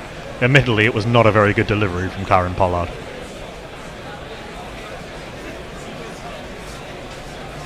See how Pollard responds to this next delivery. Far more on Sampson's off stump, and he plays that to long on, but long on isn't able to prevent them from taking 2 runs. Jay Sampson was will move on to 12. Jay was also enjoying Monty's sudden appearance on the video feed there, bringing the Spooktoberfest. Monty. I'm here. Maybe a question for Monty to ask about the formats. You know, might have an insight into that. Yeah, possibly. He didn't play a huge amount of T20 cricket, Monty Panesar. He got pigeonholed quite early as a test specialist. But I mean, being around the game. I mean, Sure. You know, It's something that's... it's an interesting one. It's not technique. Well, it is to some extent. 8 off the over so far. Pollard comes wide of the crease and bowls a slower delivery, which Sampson plays through mid-wicket. A deep mid-wicket comes sprinting in, restricts the Sampson to just a single, bringing Stokes back on strike on 44 not out. It is... I know I'm being overly simplistic, but I mean, the bowling is the bowling and you're hitting it. Well, yeah, but the bowlers... We all know he can do that. Yes, the bowlers are doing different things, and then there's also the pressure to keep attacking, knowing that you don't have periods where you can switch off. And also, he's been playing in quite an imbalanced Rajasthan Royals team for the last few years, and Butler, I think, did remarkably well to keep Rajasthan aloft last season at the top of the order, and it's not easy to be the top performer in a bad team.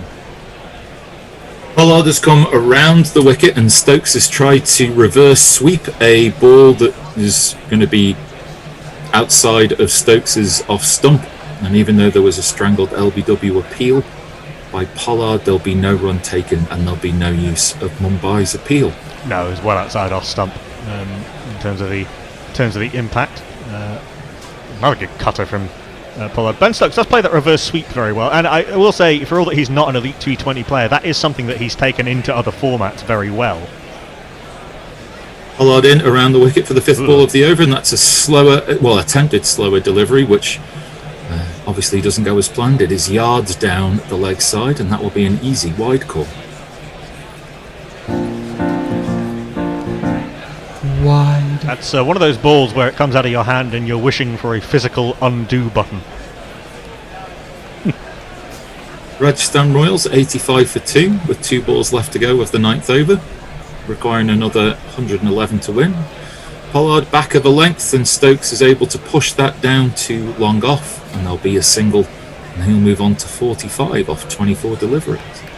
Just 1 ball left of this 9th over. Has never scored a 50 for the Rajasthan Royals, Ben Stokes. He scored back in 2017, where he was player of the season for Rising Pune Supergiant. He scored 100 and a 50, but 46 is his highest score of his Rajasthan career. Pollard coming over the wicket and wide of the crease, and that is an attempted slower ball Yorker, which is too far down leg side, and that will be another wide. Wide. Just erring in line there from Pollard, trying to do a little too much with the delivery. Yeah, the good thing is for Mumbai is they don't have to bowl any more of Kieron Pollard if they don't want to. That's far more straight, just outside Sampson's off stump. He plays the ball. Deep mid wicket comes in and restricts everybody to a single. And on after 9 overs, Rajasthan are 88 for 2. What's going on in the world of social media, Nestle? Jay Grover says Gale ? Root ? Oh, in terms of elite all format players. Joe Root is not at the very top level of Test cricket anymore, and isn't even. I mean, he has been a very good T20 player at times, but he's not in England's setup at the moment. Chris Gale, for a time, sure. I don't know if Gale was ever at the very, very top of Test cricket, but he was certainly a very good Test player in his day. You know, you don't average in the mid-40s, and you don't score 2 triple hundreds without being a good player. And yes, in one-day cricket has been has had periods of being world class, and is I think the greatest T20 batter of all time. So he's close. I think Chris Gale is not too far off that category. We'll have a change of bowling. I think change of spinner. Jingle them up after this ball. Krunal comes in outside of Sampson's off stump, slightly back of the length, and Sampson will cut that to deep point, and there'll be a single. And Rajasthan move on to 89 for 2. If Krunal Pandya directed a Star Wars movie, would it be any good?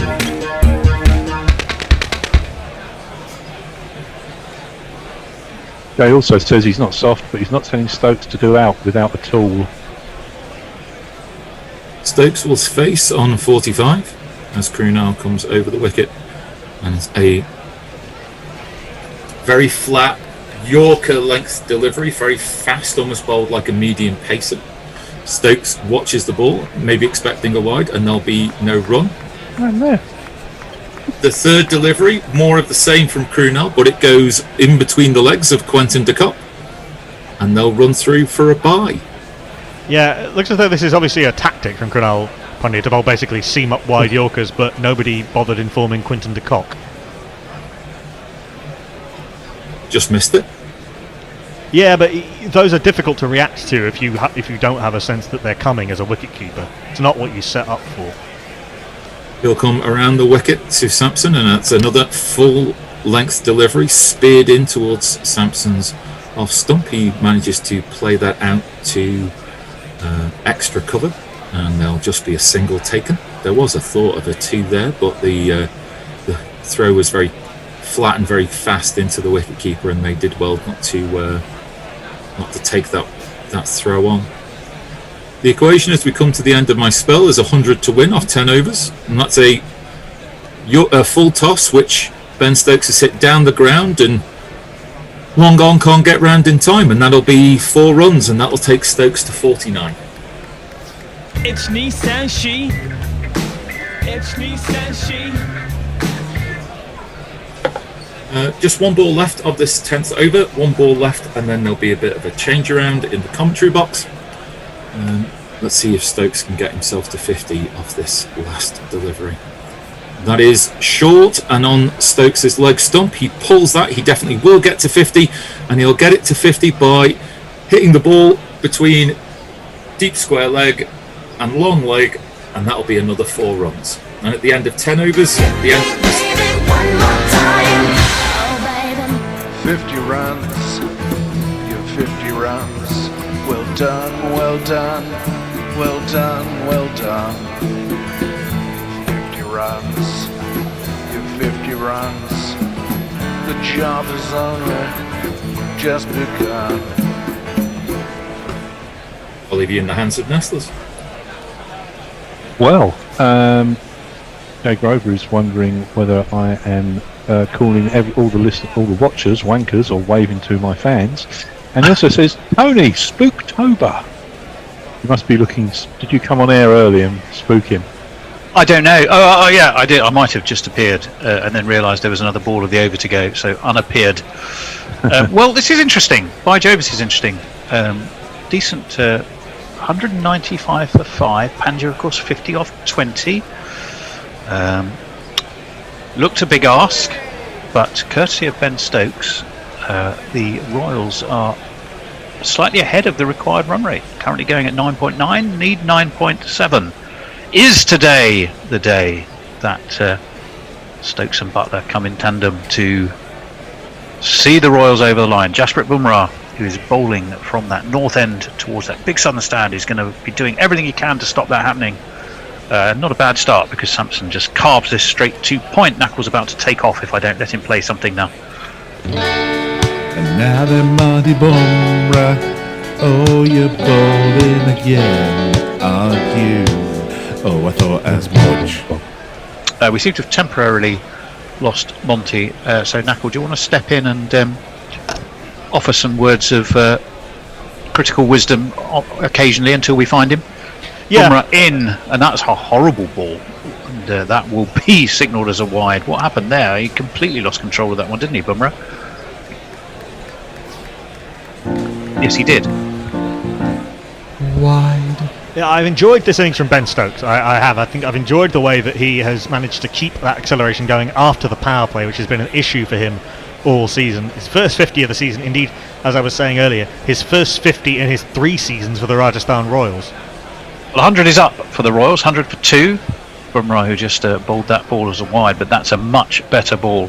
Sampson, though, drops a bat on it. Stokes is very quick to be practically up his nose and get him to run the single. So Stokes will be back onto strike. 53 off 28 for him. The run rate 9.83. They're going at 9.7. So the current rate and the required rate pretty much in sequence, or in sync rather. We're watching Jofra Archer dancing. No, we're watching him doing an impression of Jasprit Bumrah. Oh, is that what he was doing? Oh well, whatever. Bumrah. Number 14 for him so far for Jasprit. Jay, I can confirm that Archer is still got his pink watch. Ah, okay. Which he thinks is Boss. Boss as in it's really good, or Boss as in that would be the brand name? No, it's Boss. Boss as in good. Yeah. Boss, isn't it? Bumrah, hop, skip, jump, little gallop in, straight arm of his, and this one is carved away by Stokes down to extra cover. Only a single. And he will move on to 54. Sanju Samson. Been keeping wicket recently, has Samson. But he is more than enough in his armoury to keep moving this score along with Ben Stokes, who is very much playing the senior role, the leadership role, the striking role that the Rajasthans, had they had his Royals, had they had his services a little bit earlier, might have been in better order perhaps, who knows. This one is clipped by Samson past the square leg umpire down to mid wicket. Will take another single. They will move on to 103 for 2. Ron says obviously these two will have to bit back deep. They've got a few lads who can smack a ball. Do we give RR a chance? Well, I think you'd have to, given that the required run rate is close to 10, but they're going at over 9.5, and you've still got Joss Buttler to come in. I think many cricket fans, kind of his point. Impartial cricket fans, I think, would be very happy to see a Buttler Stokes super show. Smackathon. A smackathon, indeed. 103 for 2. We said 9.66 that run rate. In comes Bumrah. And this one is not really got hold of by Stokes. It's straight to extra cover, where it is fielded by Krunal Pandya. We were privileged to see a Pandya partnership towards the end of that Mumbai innings, although it was heavily dominated by Hardik rather than Krunal. But nonetheless, I think it's always fun to see brothers batting in tandem in any form of cricket. As that one was a shout by Quentin de Kock from behind the stumps. No real interest from Bumrah. They're able to take a single. It should be, I would imagine, a leg by. All eyes on Kieran Pollard, but I've got to be honest, I don't think there was anything to get overly excited about. Did you see anything there, Knuckle? No, and I don't think anybody's particularly interested. Kieran Pollard's too experienced to be wasting his review on something so speculative. He, quite right. I think it pitched well outside leg. So that completes 11 of the 20 overs, 104 for 2 the Royals. Chasing, remember, that 195 that didn't look on the cards until Hardik Pandya just cut loose, mainly at the expense of poor old Ankit Rajput. Yes, although that said, he did take Kartik Tyagi for 27 runs in the last over. He did. We found Monty. Is all well, Monty? All is good. Yes, Rambo is. He's got his little biscuit. Haven't you told him the clocks have changed? So he thinks it's 6 o'clock, doesn't he? That's the problem. Yeah, exactly. We know 6 o'clock is Rambo time, and now poor old Rambo, no one explained to him about the clocks changing. That one is through Stokes as he tries to haul it away to mid-wicket and misses it completely. I think he sees the funny side of it. It wasn't a very pretty attempt to smack it either. Did it keep a little bit low? I think it did, actually. And Quentin de Kock also made a bit of a fumble. Chahar in again. This one, Stokes steps back. Puts plenty of muscle, but doesn't get it where he wants to go. We're going to we're going to even jingle the change of bowler. Maybe you have a dream of holding the perfect simple. Winning the vital game, but when you wake up, you're a hooter. Having another look at that LBW, actually, yeah, impact was outside leg. Nothing to see, move on. Kieran Pollard certainly thought that. I think the bowler thought that. The only one who might not have thought it was Quentin de Kock, and no one listened to what he was going to say. So Rambo's all sorted, is he, Monty? He's fed, he's happy. Yeah, he's very happy. He's always very curious. It's like, why is Monty going upstairs and with me? And he needs to know that his owner is commentating at the moment. Well, perhaps he'll listen. My cat watches the cricket with me. He's a big Bash fan, my cat, as that one is away for a single to the offside. I don't think, to be honest, she's particularly a big Bash fan, but I think it's the timing of the Big Bash means that she quite likes it when it's early in the morning, and I sit and watch it with her. I think it's the timing that suits her rather than the format or the actual competition. Stokes, though, this has been impressive. We were saying, Monty, when you were sorting Rambo out, that is today the day that Stokes and Butler might come together and for a smackathon that sees the Royals over the line. That one, though, is through Stokes to Quentin de Kock. Good bowling by Chahar. Well, look, if Ben Stokes can bat the next four overs, this is Rajasthan Royals game. Simple as that. They should win it. But this is that key moment, isn't it? Chahar comes over the wicket, but from sort of around and through the umpire. Extraordinary run-up. Yeah, away for a single. Yeah. To win 89 or 49 halfway, you get that feeling. Stokes getting a bit frustrated. Bottom man coming through a bit more quicker. You kind of like think, is he going to try, slog the ball, or are you going to hit the ball out of the ground? And key passage in the moment of this game. In comes Rahul Chahar, and an attempted loft back over Quentin de Kock's head from Sampson. Doesn't get hold of it at all. There's a shout, in fact, for LBW. Again, that possibly looked a little on the high side for me. And again, Kieran Pollard, who I've noticed his body language is always pretty interesting. If he's not interested in a review, he just runs in the opposite direction. Well, Monty, and make sure that. Monty, we were discussing Ben Stokes and his relatively poor record in T20 cricket, and I was saying, well, why is that? What is the massive difference between 50 overs and T20? Obviously 30 overs, but what do you think is what he struggles with? I think he struggles with if you say to him, just off you go from cold, just hit boundaries without seeing the ball too much. I think that's his game's not suited to that. He does like to play himself in, doesn't he? A little bit. He needs a bit of time, and this is a perfect innings for him now to win the match. Well, it's a change of bowling. James Patterson, 2 for 12 so far for him, and this one is wide of off stump, and Stokes has launched into that all the way along the ground through deep extra cover, and it's 4 more. That went like a tracer bullet. James Lee Pattinson, he's on the mend. After back treatments that seemed without end, so many games missed, we almost despaired. In comes Patterson again, full and smashed back down the ground. Is it going to go all the way? No, there is a man down there. It is in fact Kieran Pollard, who belies a man of his size with some very smart and lively ground fielding as he dives to restrict them to 2. I felt that here. Well, the thud as he smacked the turf. But he did it. If you watch, he's very fleet of foot and nimble, but he didn't half come crashing down like a giant tree falling, didn't he?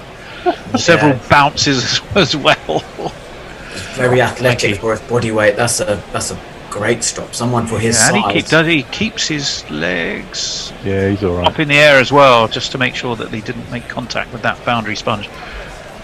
So that, as we were saying, well, we're having a look, but I'm pretty sure he's fine. We were saying that the run was required. I'll just hold the thought for a second. As an attempted ramp doesn't come off. A reverse ramp doesn't come off for Stokes, and it's into the gloves of Quentin de Kock. Yeah, that required run rate and current run rate had been running pretty much neck and neck and alongside one another. Now the required run rate's gone up to a shade over 11. The current run rate just a touch over 9. Yeah, so, the current run rate and the scoring rate's been very much in parallel with each other. Yeah, they had. But now, so crucial period in the game, I would say, because the Mumbai Indians need to make sure that they keep those brakes on. Rajasthan Royals undoubtedly have the horsepower to do the hitting with. I would not say this game is dead at all. Joss Buttler sitting with his pads on, ready to come to the aid of his side at the fall of the next wicket. Patterson rolls in, 6 off this over so far. Good ball, worked off his legs by Stokes, not with the power or distance he would have hoped for, but he does get a single. Moves the Royals on to 114 for 2. We're seeing a catch earlier from Pollard. He's a comparatively fleet of foot, nimble man. For, someone of size, I think. Size and stature, you wouldn't expect them to be so athletic, and that's something that maybe he can afford to carry a bit of weight. As long as you're moving around and athletic, it doesn't matter. And when you need 82 runs or 44 balls, I'm sure his experience bowling and his canny slower balls, will come into full effect. He's a joy to watch, whichever league he's playing in around the world. He's box office, there is no doubt about that. This one is launched by Sampson. I think he's got all of that, the price of fish, and plenty more besides. Yes, he has. That is so far over deep extra. It's a huge 6.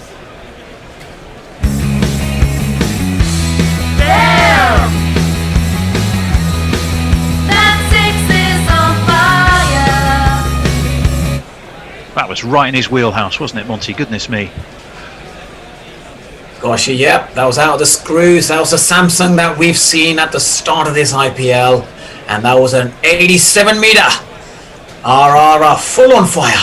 Need to win 76 of 43 balls, and even the KP, yes, the West Indian KP, was happy with that 6. Well, there's KP and James Patterson are having a bit of a dual think tank, a meeting of minds, trying to figure out what their strategy needs to be. He's got 1, 2, 3, 4, 5, just the 1 ball left of this over. He is in his 3rd, so he will complete his 3rd over, but this over has gone for 14 so far. So I think that was a fairly long and in-depth discussion for 1 ball, which just shows you, I think, Monty, that this game is still pretty finely poised and will stay that way so long as Stokes and Sampson keep doing it. Yeah, 76 or 55, the partnership, they need 76 or 43. I think it's halfway point at the moment. Patterson in, that's a horrible ball. Whatever that conversation was, I don't suppose it went along the lines of, I know James, bowler absolutely rank horrible outside of leg stump, which is what it was, and it unfortunately will net a wide, 1 to the score and another ball to be bowled. Doesn't matter how experienced you are, even James Patterson, whoever you are, you hit him through a couple of 6s, even they're feeling the pressure. I think that he was going to say that's pressure. That was pressure, was it there, that elicited that poor delivery? That's a better ball. It's a decent leg, but it's beautifully played by Sampson, who just drops the bat on it to guide it through 3rd man. It's 4 more, 125 for 2. The run rate up over 9.5 again. And don't go away. This one is looking like it could be boiling up very nicely indeed. Jay Grover says Tony's now throwing shapes. This man is on pills I've never begun to afford. I don't know what he thinks I'm rich enough to afford. A better quality of what should we say? At least he's taken them. Jay also says, fuck that jingle, and not only because I was convinced for about 10 years it were knights in white satin and thus am dumb. Monty, just because Tony is crazed on the happies, there's no need to succumb to peer group pressure, he says. Was that Jay again? I don't Yeah, of quite course know it what was. he thinks I do in my life. He seems to have me as some sort of drug-addled lunatic, but which I actually don't think I am. But if that's what he believes, from bad teacher, you're like chemistry teacher, right? round it's extraordinary again delivery. So Chahar, who's bowling right arm, isn't he? Starts off as if he was going to bowl round the wicket, and then comes round to deliver the ball. Quite extraordinary. That's a lovely shot by Samson, you know. Oh, wasn't it just the way he waited for that? Sticks out of the ground, and the next one just a Rahul Dravid touch there, I would say. Well, it was, and when you saw it side on in slow motion, you just saw how good it was. In comes Chahar again. This one gives that a little bit more flight. Samson looked to launch it again, but it was a good ball, and he doesn't get hold of it at all. It's just a single dribbling away into the onside. Yeah, so 127 for 2. I think he was trying to launch that one towards us, towards you, Tony. I think probably would have caught it in England somewhere. Claygates, yeah. Whereabouts are you? I can't remember. You're not in Luton, are you? I know you're from Luton. I'm in Luton at the moment. Oh, you are in Luton. Okay. Yeah. Down the track. I think he has got that. Has Ben Stokes? Has he? Oh, you bet your life he has. Back over the bowler's head. It's another 6. The number of the day really hops and kicks. The number of the day is 6. And that scoring rate and run rate and ask rate, Monty, are back. Yes, right, that was neck and neck that was again. the best of the lot, Tony. Even me and you watching it right now, we can't wipe the smiles off our face, because when Ben Stokes on fire, so are the English fans. Well, yeah, Butler still to come. It's a juicy prospect. 133 for 2. Mind you, that said, Sanju Samson's more than done his part supporting Ben Stokes here. So I'm sure from a Royals perspective, if these two can keep going, the happier they'll be. Chahar in. Again, it's that funny little circular run that he has, and it's just worked away for a single down to deep mid-wicket by Ben Stokes. Is that the end of the over? No, I think we have one more ball. We're just being treated to Sanju Samson, 302 runs, 12 innings, strike rate of 153. He's actually 5th in the Performance League of this IPL. That one, wide and going wider, and Samson cuts, and he cuts through point, and that is going to go the distance. It's 4 more. Shocking ball, really. It's Nissan She. It's Nissan She. Penny for the thoughts of Mahela Jayawardene there, who looked distinctly grumpy. Yeah, Wasn't the a great key to ball, that was it, shot Monty? was you let the ball turn, there's no movement off the pitch, and then you can just place the ball correctly. That was a lovely shot. Very high, skillful shot from Sanju Samson. Great ball though there. Down the track comes Samson again. He's launched it again. Has he got all of it? I'm not sure he has. Oh, he has. He's done it again. It's another 6. The Royals are attacking this with some gusto. Goodness me.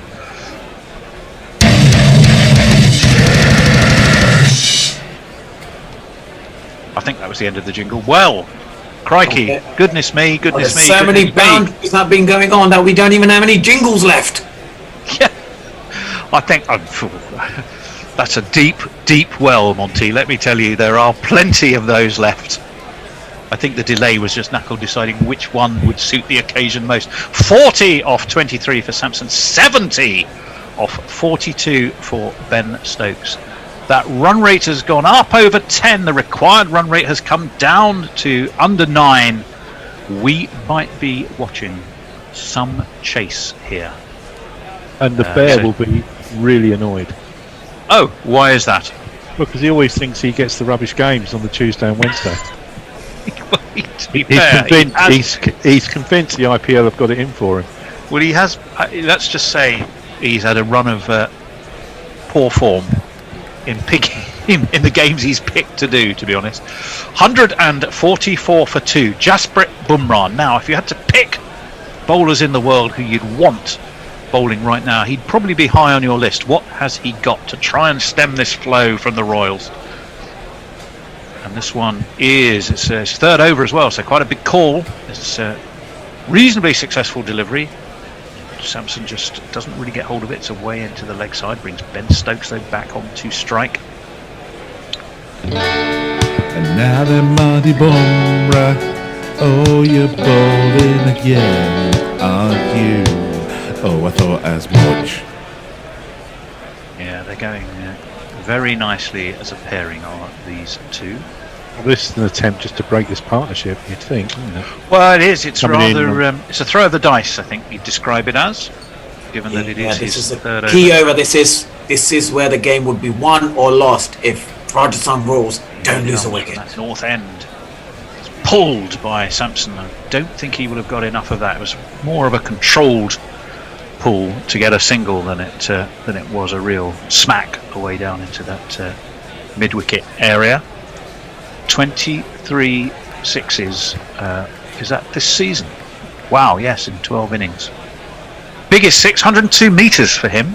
So he certainly has the firepower to be alongside the likes of Stokes and Butler, I think. In he comes to the left-handed Stokes, who steps back, cuts through point, but there's a man at point, deep point. It's Chahar, who has taken his fair share of tap.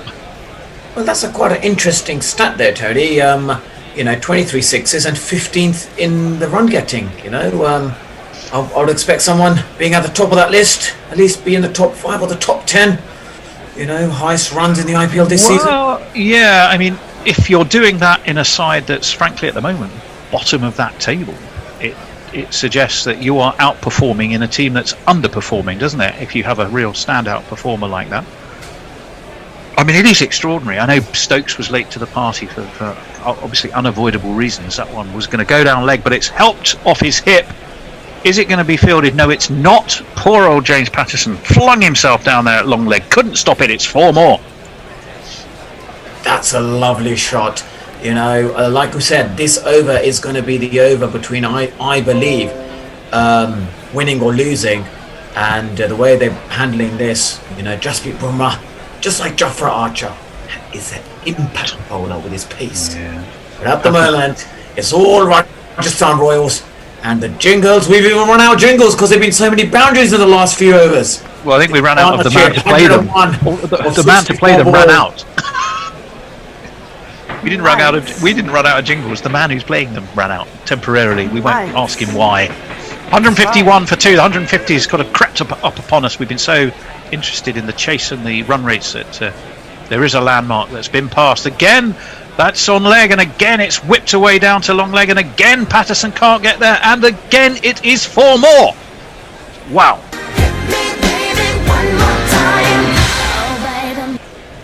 Well. I think we might be witnessing something quite spectacular here, Monty. Well, even Pollard, he's been doing so much nodding of like, that was a good shot. He's like, I better stop doing this. We'll end up losing the game. Do you know what? Yeah. Also, every time he's gone and had a chat with his bowler, they've bowled an absolutely rubbish ball. I think he might just be better leaving them to get on with it, to be honest. What's Bumrah got this time? He does not like being hit for consecutive boundaries, I am sure. In he comes, and it's a better ball. It's just short of a length on the off stump, but it is worked away. They will take 2 to mid-wicket. Good running. So they're able to run smartly as well as clear the boundary. 157 for 2. We've completed 15. The run rate is now under 8. It's 7.8. They're going at 10.5. And if your money is anywhere right now, you'd be putting it, Monty, on the Royals, wouldn't you? Absolutely. That's Sanju Samson's 13th IPL 50, and he's brought it up in really good style. And this partnership in the last 23 balls, they've got 50 runs, and this is exactly the performance we were looking for from Rajasthan Royals. They've turned up maybe just at the right time. Well, now, you know what, Knackle, a bit of on-the-fly production, but as much as I would love to stay and summarise this last 5, shall we leave Monty to carry us over the line, whichever way it goes? Yeah, happy with that. Sanju Samson's third 50 of the season. Monty is. Sanju Samson's third 50 of the season. He kicked the tournament off with 2 in a row in in Sharjah. Thank you very much, Tony. We've got Monty and Al will read some tweets. 39 needed off 30 now with that run of expensive overs. Trent Boult comes back into the attack and he bowls short, and Stokes just about clears cover, and Karen Pollard, sort of Tiwari rather, comes around from deep point to field, and they come through 4-2. Give this man a jingle. How does he speak, or play the horn, or clean his teeth, or even yawn? How does he shout? How does he call? Trent Boult's mouth is really small. Yeah, 18 off James Pattinson's over, 19 off Rahul Chahar's over, 13 off Jasprit Bumrah's over, as Boult comes in and then runs through the crease and forgets to let go of the ball. All a bit of comedy, and there is no ball. In fact, there's a dead ball, and everyone just breathes a little bit. Even Jasprit Bumrah couldn't stem the run, stem the flow, Monty. What do all of them bowlers have in common in the last few overs? They're going in double figures. Everyone is going double figures right now. Yeah, indeed, as Boult bowls full and Stokes digs this out into the onside. They should come back for 2. They do indeed. Krunal Pandya gets the throw away quickly, but they were always going to come back for 2. This big ground in Abu Dhabi. 35 needed off 28. Still screw up a ball. We've seen teams screw up chases like this. Sunrisers yesterday, but Sanju Samson and Ben Stokes have been scoring at a good rate. The partnership between these two now 117 at just a shade under 11 and over. The men back are at deep cover, long on, long off, deep mid-wicket and deep square leg. Boult bowls a shorter, slower ball, which Stokes has a thrash at and gets an outside edge. Not where he was intending it, but he won't care. 4 more runs to Ben Stokes. 31 needed off 27.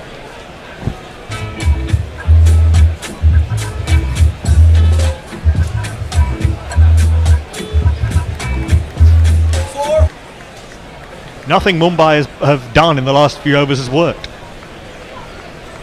Yes, been boundaries galore, Nicole, and this just shows that this is the Ben Stokes we know. He needs to warm up, and at the back end, it's just 4, 6 running 2s. Look at the fitness of this guy. Yeah, Stokes and Samson really good. That's very impressive, because unlike the couple of the 2s earlier in the over, that wasn't to the boundary fielder. That was just dropped to the edge of the circle, and with the men back at deep square leg, at deep long on and deep mid wicket, neither of them could get in quick enough to deny Ben Stokes 2.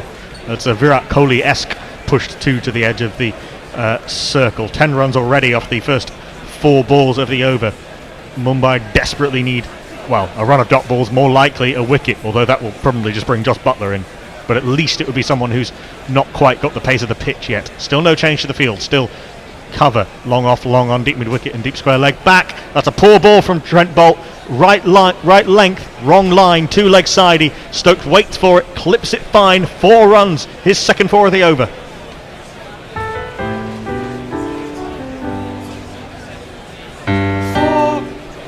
And the required run rate now down to just a run a ball. It was up over 11 a few overs ago. This has been really remarkable stuff in the middle overs from Ben Stokes and Sanju Samson. And Stokes taking full advantage of the opportunity he got to open the innings and get the pace of the wicket. But really, he started attacking and has just kept going. It's been really impressive from Ben Stokes. I think by some distance his best innings for the Rajasthan Royals. This is clipped out by Stokes to Anukul Roy, who's on as a sub-fielder for somebody. I'm not quite sure who. 1, 2, 3, 4, 5. But 13 runs off the over, so 1, 2, 3,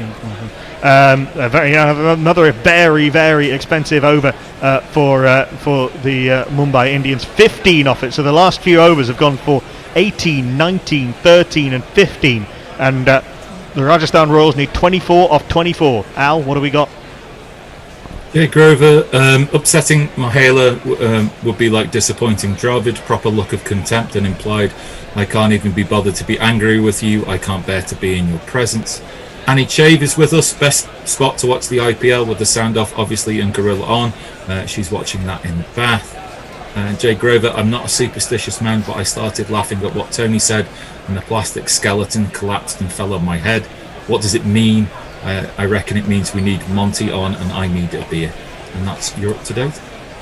Well, talking about beers, there's alcohol-free Guinness. If Rajasthan Royals win this, I'm sure we'll all have an alcohol-free Guinness, right?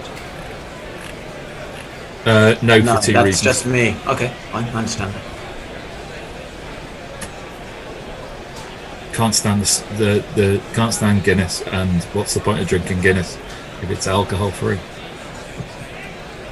Well, I'd love to see one of our listeners tuning in, who would love to join me for a drink without alcohol.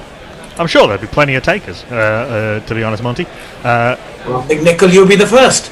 I think I have shared. Well, I wasn't drinking a non-alcoholic beer, but you were. But yeah, yeah, for sure. The offer of time spent with Monty Panesar would not be one that somebody would turn down lightly. But at the strategic timeout, we saw yesterday the Delhi Capitals had a chance to go outright top of the table. They blew it.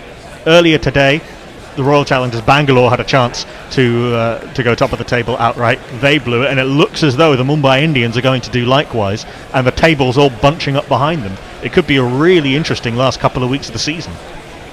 There's always something to play for. Even CSK won, my word. Well, that's a big shout. But I think, this game today has opened up the table massively. Tomorrow's a big game as well, and if Punjab win that, wow, then any team, any of the 6 teams are possible. Yeah, very much so. So if this game goes as we expect it to from here, as it should go from here, then Rajasthan will be on 10 points, level with Kings 11, and close to them on net run rate. They might make up the net run rate gap depending on how it goes. And then as you say, tomorrow is Kings 11 versus KKR. KKR on 12 points, Kings 11 on 10. And then, so if let's say Kings 11 win tomorrow, then you'll have 3 teams on 14 points, 2 teams on 12, 1 on 10, and 2 on 8. We saw this situation last year, really, where the table got really bunched towards the end of the game, and even teams who had started the season awfully had a theoretical chance of making the playoffs. Bumrah is going to bowl out, I think. Yes, he is. He's going to bowl out in the 17th over. Such is the desperation of Mumbai Indians and Kieron Pollard to break this partnership, or at least slow them down. He starts with one on leg stump, which is turned around the corner by Ben Stokes, and they hustle through for 2. This is a big but probably necessary call. Not one I'm sure many other captains would have made, Monty. I fully agree with you. This is, again, I think the game's in the bank for Rajasthan Royals, to be honest. It was in the bank the third over of Jasprit Bumrah's when Sanju Samson got 2 boundaries. This should be this easy win. But what I'm impressed with is the running. You know who's got the most amount of 2 runs in this IPL? I don't actually, off the top of my head. Virat Kohli, and look at them, another 2. He's run 3 2s, and he must be. This is what you call fitness. Yeah, he's run 3 2s in the last over. He's run 2 off the first 2 balls of this, and with the full length dive, manages to beat the throw from third man. He just ran that down to the man at third man. Yeah, full length dive, and he's in very comfortably. So he, so he's run 1, 2, 3, 4, 5 2s in the last 8 balls, Ben Stokes. That's pretty remarkable even for him. This is in the UAE as well. Absolutely, when it's like a sauna, he's still got that fitness, the commitment. And this is exactly what, when young people are watching, they're loving the IPL, they'll be thinking, wow, he's an amazing cricketer. But guys, it doesn't just come overnight. He's worked so hard. And he's worked so hard on his fitness. Up to 90 now of 52 balls. Has only scored 1 IPL 100 going back to his Rising Pune Supergiant days. This is shortish length delivery, and Stokes just pulls it round the corner to Rahul Chahar. They come through for a single. 19 needed off 21. Been ably supported by Sanju Samson, who started slowly but has found his range, and he's 51 now off 27. His 250s at the start of the tournament were on the relatively small and ground of Sharjah with its quick boundaries. This has been really impressive against a good bowling attack, chasing down this big target that Hardik Pandya blasted Mumbai to. Bumrah in, back of a length, wide-ish, and Samson cuts all sort of flamingo and Caribbean style, legs up in the air, but it's just a single. We've not really, Monty, seen Bumrah go for the Yorker yet. No, we haven't, and that's what happens. You look at the best of James Patterson when he bowled, quick and fast. You put him under pressure, and you see a different side. And this is exactly what other teams that we're watching. They could be playing Mumbai Indians in one of the playoff games. We can go after Jasprit Bumrah. Put him under pressure, even he can bowl the wrong ball.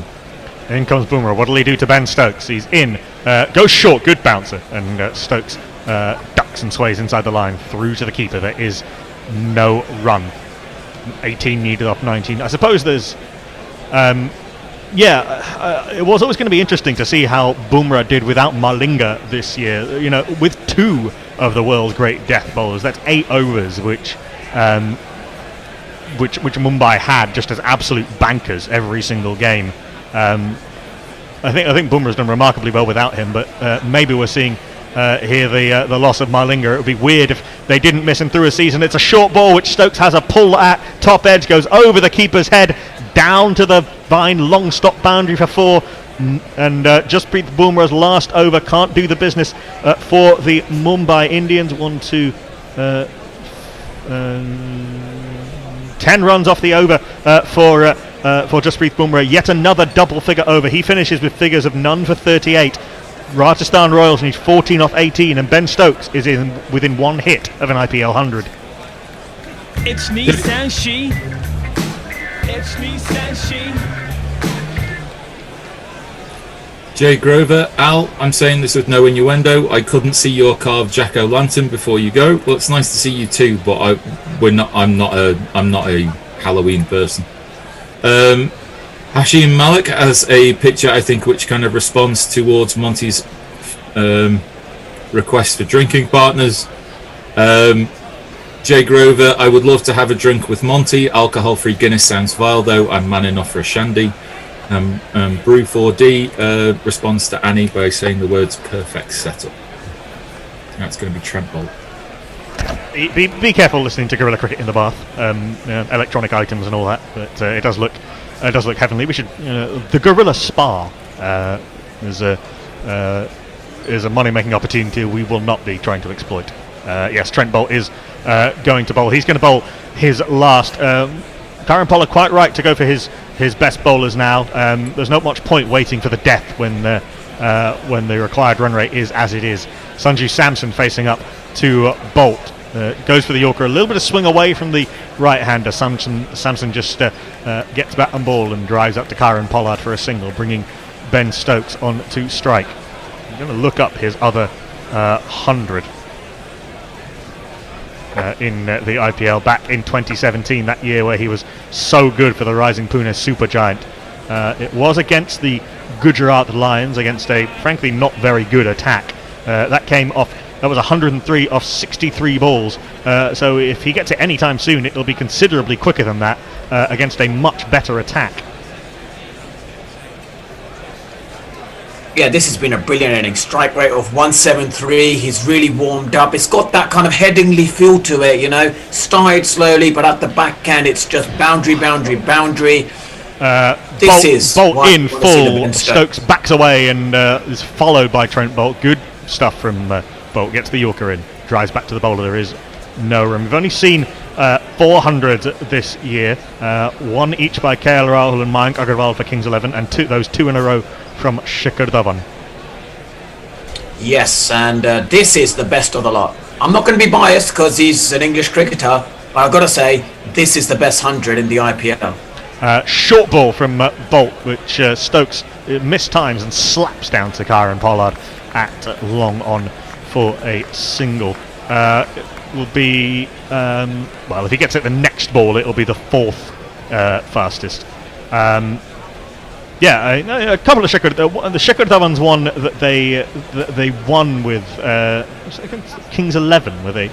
I think one of Shikhar Dhawan's was really good. Mayank Agarwal and KL Rahul played a couple of beautiful innings earlier in the season, but this is for a team that has been struggling against a really good attack. This has been excellent. Full delivery, which Sanju Samson rather misses out on. He's played that stroke well. The leg glance very fine, but he picks out James Pattinson at short fine leg, and they come through for a single. Bolt has just about kept the game alive in the first 4 balls of this over. 3 runs only off it. Well, if I'm Sanju Samsung, I would be purposely just getting leg glances, get him off, get off strike, get Ben Stokes, hit that ball, hit it out of the ground, and let's celebrate your 100. Yeah, 96 off 57 balls for Ben Stokes. If he gets it in the next ball, it will be 5 balls quicker than his previous IPL 100, which, as I said, was off 63 balls. That was in the middle order, quite remarkable, but as I say, against a not particularly good attack. Here he is, facing up to Trent Bolt, left arm over the wicket, short and pulled by Stokes. Is that it? No, Bumrah's in place at long leg, so it'll just be a single 10 needed off 13. It's been a good over from Trent Bolt, but perhaps a little bit too late. Yeah, it's been a great over. You know, this is I would have brought on Trent Bolt. That 15th over, where but just with Bumrah on, I think Trent Bolt would have been a better option. But 142 of 86. Is this the highest partnership in this IPL? Nicole, good question. Tell us it is. Good question, actually. 142. Let's have a look. No, it definitely isn't. Watson and Faf du Plessis chased down 180 without losing a wicket for Chennai earlier in the season. This is outside off stump. Samson misses it through to the keeper. It goes. There is no run. 4 runs off the over from Trent Bolt. He finishes with expensive figures thanks to that mauling in the middle overs that he took. 4 overs, none for 40. But he's kept the game just about alive. The Rajasthan Royals need 10 off the last 2 balls. 2 overs, rather. Just one message off Jake Gruber. Sorry, I'll let you talk, Monty. Sorry, my mistake. Al, go ahead. That's okay, Alan. Go ahead, Alan. I know it was just I needed to respond to something from Jay Grover. He did hear right. My missus was carving a pumpkin. It's just not been fully carved into a jack-o'-lantern. Monty, you were saying, sorry. I was saying, how do you make pumpkin soup as it's Halloween? My partner makes a very good pumpkin soup, although she had to buy sort of expensive real pumpkin from a speciality shop that does American goods. You can't really get them here. And that is, I think, Ben Stokes' 100. Yes, it is. James Pattinson back into the attack. A length ball. Ben Stokes waited for it, slammed it away over mid-wicket. 103 off 59 balls, 13 fours and 3 sixes. Magical from Ben Stokes, his second IPL 100, his first for the Rajasthan Royals, his first 50-plus score for the Rajasthan Royals, and he has got the Rajasthan Royals to the brink of a remarkable victory.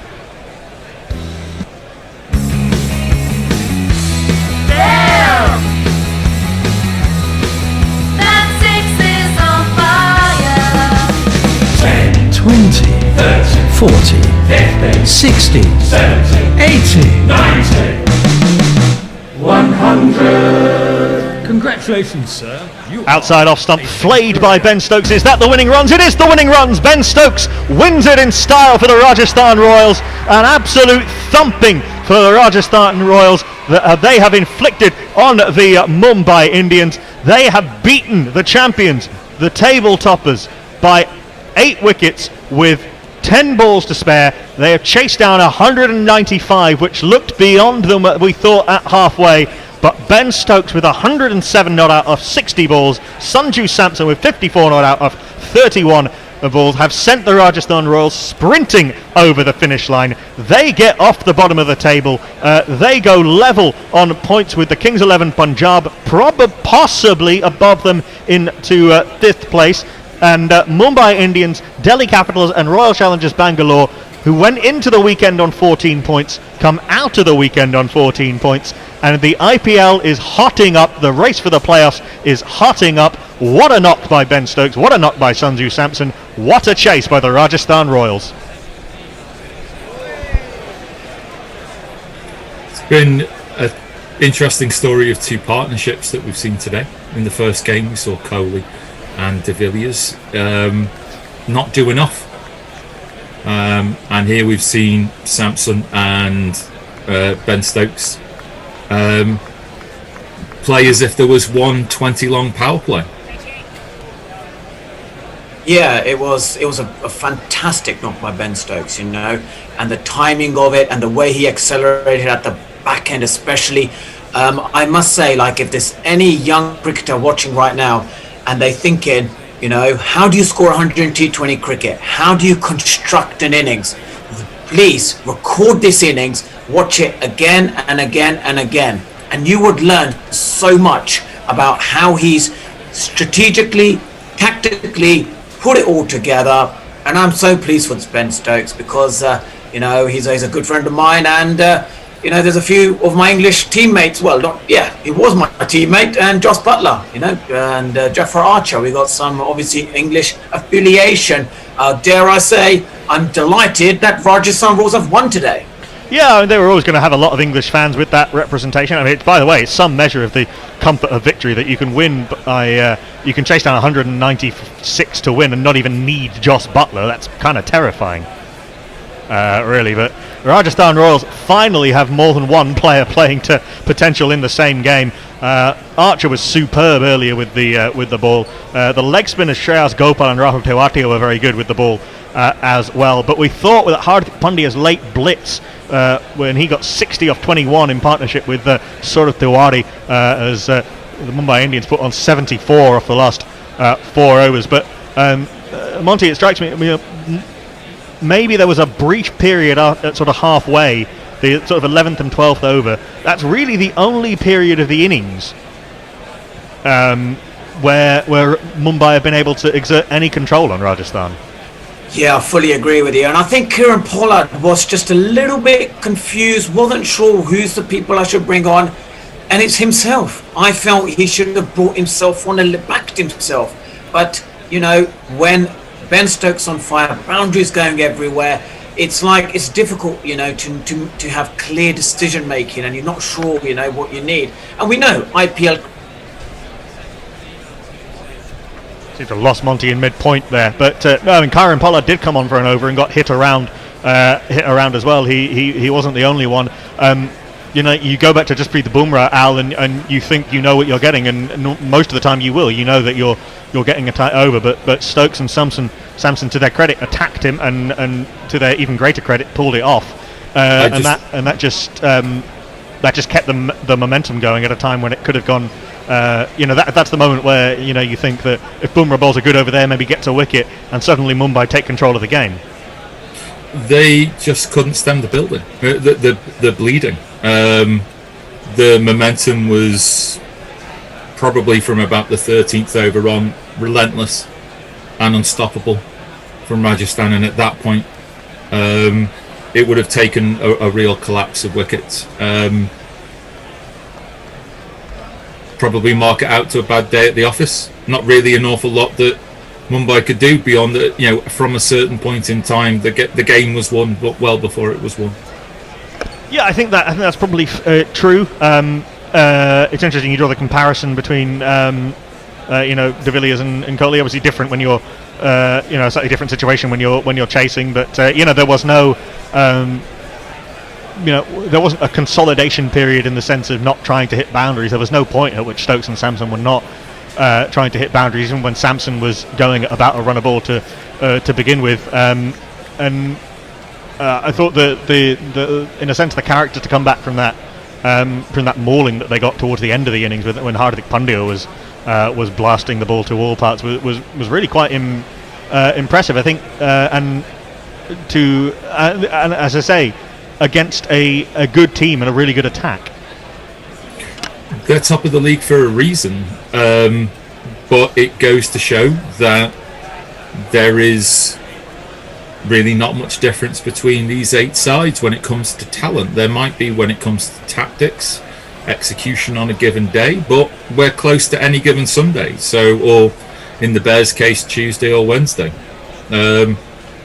It's good to see that CSK earlier on today didn't really throw in the towel, even though they've talked about maybe next season and blooding new people in.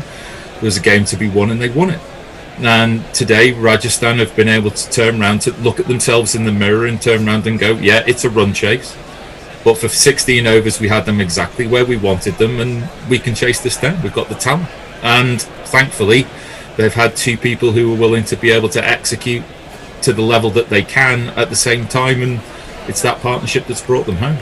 Yes, indeed. Mumbai Indians' net run rate was so good compared to Delhi's, and and RCBs, that he doesn't dent them too much, whereas the RCBs took a bit of a hammering today, and Delhi's did to some extent yesterday. So Mumbai Indians stay top of that group on 14 points on net run rate.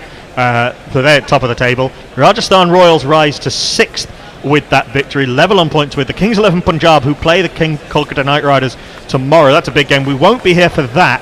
We will be here, though, on Tuesday and Thursday. We're not doing the Wednesday game this year because of logistical reasons, but we're doing the Sunrisers Hyderabad versus the Delhi Capitals on Tuesday. That could be a big game. Delhi have a chance to go back top of the table, and Sunrisers need a win to keep in touch with the chasing pack, particularly given that Rajasthan have won today, and one of Kolkata and the Kings 11 will win tomorrow. So that's a big game for the Sunrisers in particular. And then Thursday, Chennai Super Kings versus the Kolkata Knight Riders. The Chennai Super Kings can certainly make things interesting for that playoff place. Those games are both in Dubai, and will both be on air. We'll be on air for both of those at 1:45 p.m. UK time. But from everybody here at Guerrilla Cricket, it just remains for us to say thank you very much to Al Hotch. Thank you very much. Hope to see you all again soon. Yes, indeed. Thank you to Monty Panesar once again. Thank you to Tony Bishop. Thank you to Nestle Boy. Thank you to Andy Ward, who was in earlier today. And thank you out there in Listenerland for your company today. Join the midweek crew on Tuesday for the Sunrisers versus the Delhi Capitals at 1:45 p.m. UK time. But until then, be very, very nice to each other, you hear? Bye. Guerrilla cricket. Whoa. Guerrilla cricket. Whoa.